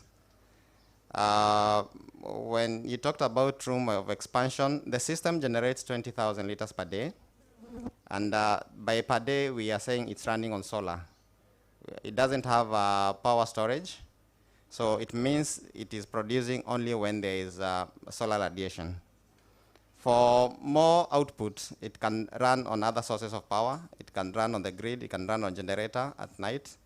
So when need be, there is a possibility of each generating more. But one of our key factors is to use renewable energy. So that's also a thing to consider. So in terms of production, it's possible to produce more per day. The other question was on chemical levels. I want to say this on that particular point, is that we have authorities and analysis monitoring of the water frequently. We also have results of that analysis, which is open to the public. Some of them are displayed there. And they're showing the analysis of water before the treatment, and then after treatment, and then it is done regularly. After every 3 months, there's a lab analysis for that effect. And so far, we are assured of the quality of water that we dispense. Not only for this plant, but also as our procedure. We also take the key parameters of the quality of water on hourly basis. They are key indicators, like the salinity level, that we have a meter that the operator monitors on hourly basis. So that is a key factor that we monitor. And you know water is sensitive. Before you give water to the public, you need to know what quality of water you're doing. So it's something that we are very keen and very particular on. The issue of use of chemicals, and I think this I want to clarify better. There is the process of disinfecting the water. And you may use chlorine to disinfect. You may use ozone. You may use UV. All those are technologies that are available. What happens when you use chlorine is that depending on various seasons of the year, the dosage rates are supposed to be varied. So it's something that should be monitored closely. So to eliminate that, we prefer using the other options. Also to remove on the running cost. You know, if you have a plant in interior village in Mandera, and you need to send chlorine from Nairobi, it means now it brings in another cost issue and a logistical issue as well. So instead of that, we've added a series of UV sterilization, and we even sterilize at the point of dispensing the water. On top of that, you know, the also issue of the monitoring it. We are able to monitor remotely. And the other thing is that we don't store our water. What we dispense today is treated that particular day. So what you get tomorrow will be treated that particular tomorrow. Any remainder of the treated water for today is redone again tomorrow, just to make sure that the issue of contamination is done away with, and the quality of water getting to the consumer is good. So I repeat that the quality of water is very safe for human consumption. I think the other thing I need to address was, there was a question about having more systems where there are more producing boreholes. And I think the only thing that we are keen on is also the financial viability of the project. Even if we want to go to a certain village, we also consider how viable is it. What is the buying power of that village? What will be the cost of water as well, so that it also repays the running and the payback period of the project is viable. So as far as we also want to go to those villages, it will also be a factor to consider. Okay, thank you, Sam. I know we want to take a break for prayer, so I'm going to be rushing because I want to finish just before 1. Mohammed, 1 minute in terms of what we could do differently, either as development partners or government, to facilitate this kind of partnerships. Any reflection on that? Thank you so much. The question that was asked is a very good one, which probably it needs an open discussion, because it's It talks about fundraising in future and all the modalities we can use. But this has proven to be very successful, and probably having a team that can sit down and come up with good concepts in terms of how to fundraise for such a project will be much appreciated and welcomed, because I think it needs a deep research. It needs a deep thought about it. It needs brains coming together and coming up with. But if it's a question like, is it viable? Is it good? It is. But how now to fundraise and come up with how to package it? I think it needs to bringing up together many brains so that we can sit and come up with good ideas. Excellent, that's good. And certainly a journey that Wajir County has already begun to walk, and we will be looking for at the county to give lessons to other counties as well. I think I want to take 1 minute to highlight just 5 things that have emerged from the session before I give Martin Mulongo. Martin Mulongo, please stand by to give your closing remarks. Number one, from the discussions with the communities, I think one of the things that the messages that came out very clearly was in terms of, number one, the power of partnership. I think that was very clear in terms of what we need to be doing in order to make successes staying, at the question he was asking over there. Agropastoralism in Wajir is no longer a myth, and it is possible that we can do things differently to improve impacts. And that's why I think we were all excited to hear about this Department of Agriculture, Livestock, and Alternative Livelihoods. I think that reflects some of the new direction thinking of looking at options. Number 3 is community training and capacity development on agro-businesses to increase productivity. But I think, as he mentioned right there, sometimes training is not the only solution. And I think putting too much faith in training needs a little bit more thought, so that we can get to the underlying causes of why, whether it is agro-pastoralism, agro-business, or water governance, why training doesn't take us there. We need to think a bit more than just training. I think this last session has revealed the need for capacity and literacy among decision makers on what are even just PPPs. Sometimes, as Mohammed said, there is opposition because of a misunderstanding of what it is not privatization, and that there is a public interest that can be met with private companies, and that is part of meeting the development challenges that we have. Exploring models that protect public interest, such as this one, which is build, own, operate, and transfer. I think those are good. And then the idea around opportunities from other companies and giving confidence to other private sectors players to come and work with the county government. I think what the county government has demonstrated is that we are ready for partnership, and that readiness can spill over to trade, to agriculture, to cooperatives, to other urban waste management, and so on, which I think are all new opportunities that are opened by measures like this. So thank you so much for those highlights. I want to ask Martin to give a vote of thanks. Martin is from USAID, and he's going to speak virtually. Martin, you stand between us and prayers. So be smart as you give your vote of thanks. Martin. Okay, thank you, Jason.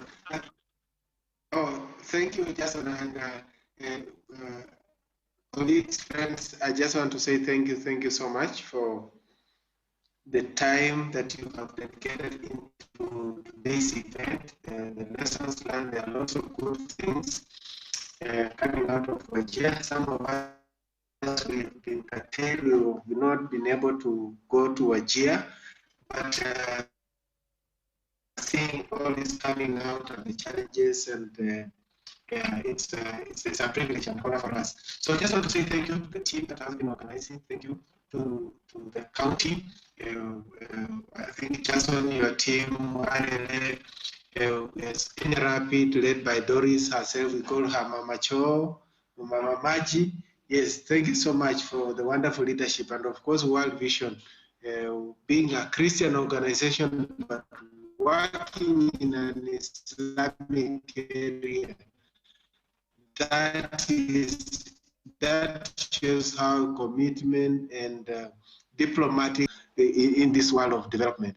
So, friends, the journey has started. Our years down the lane, this project should be doing better, should have gone to scale.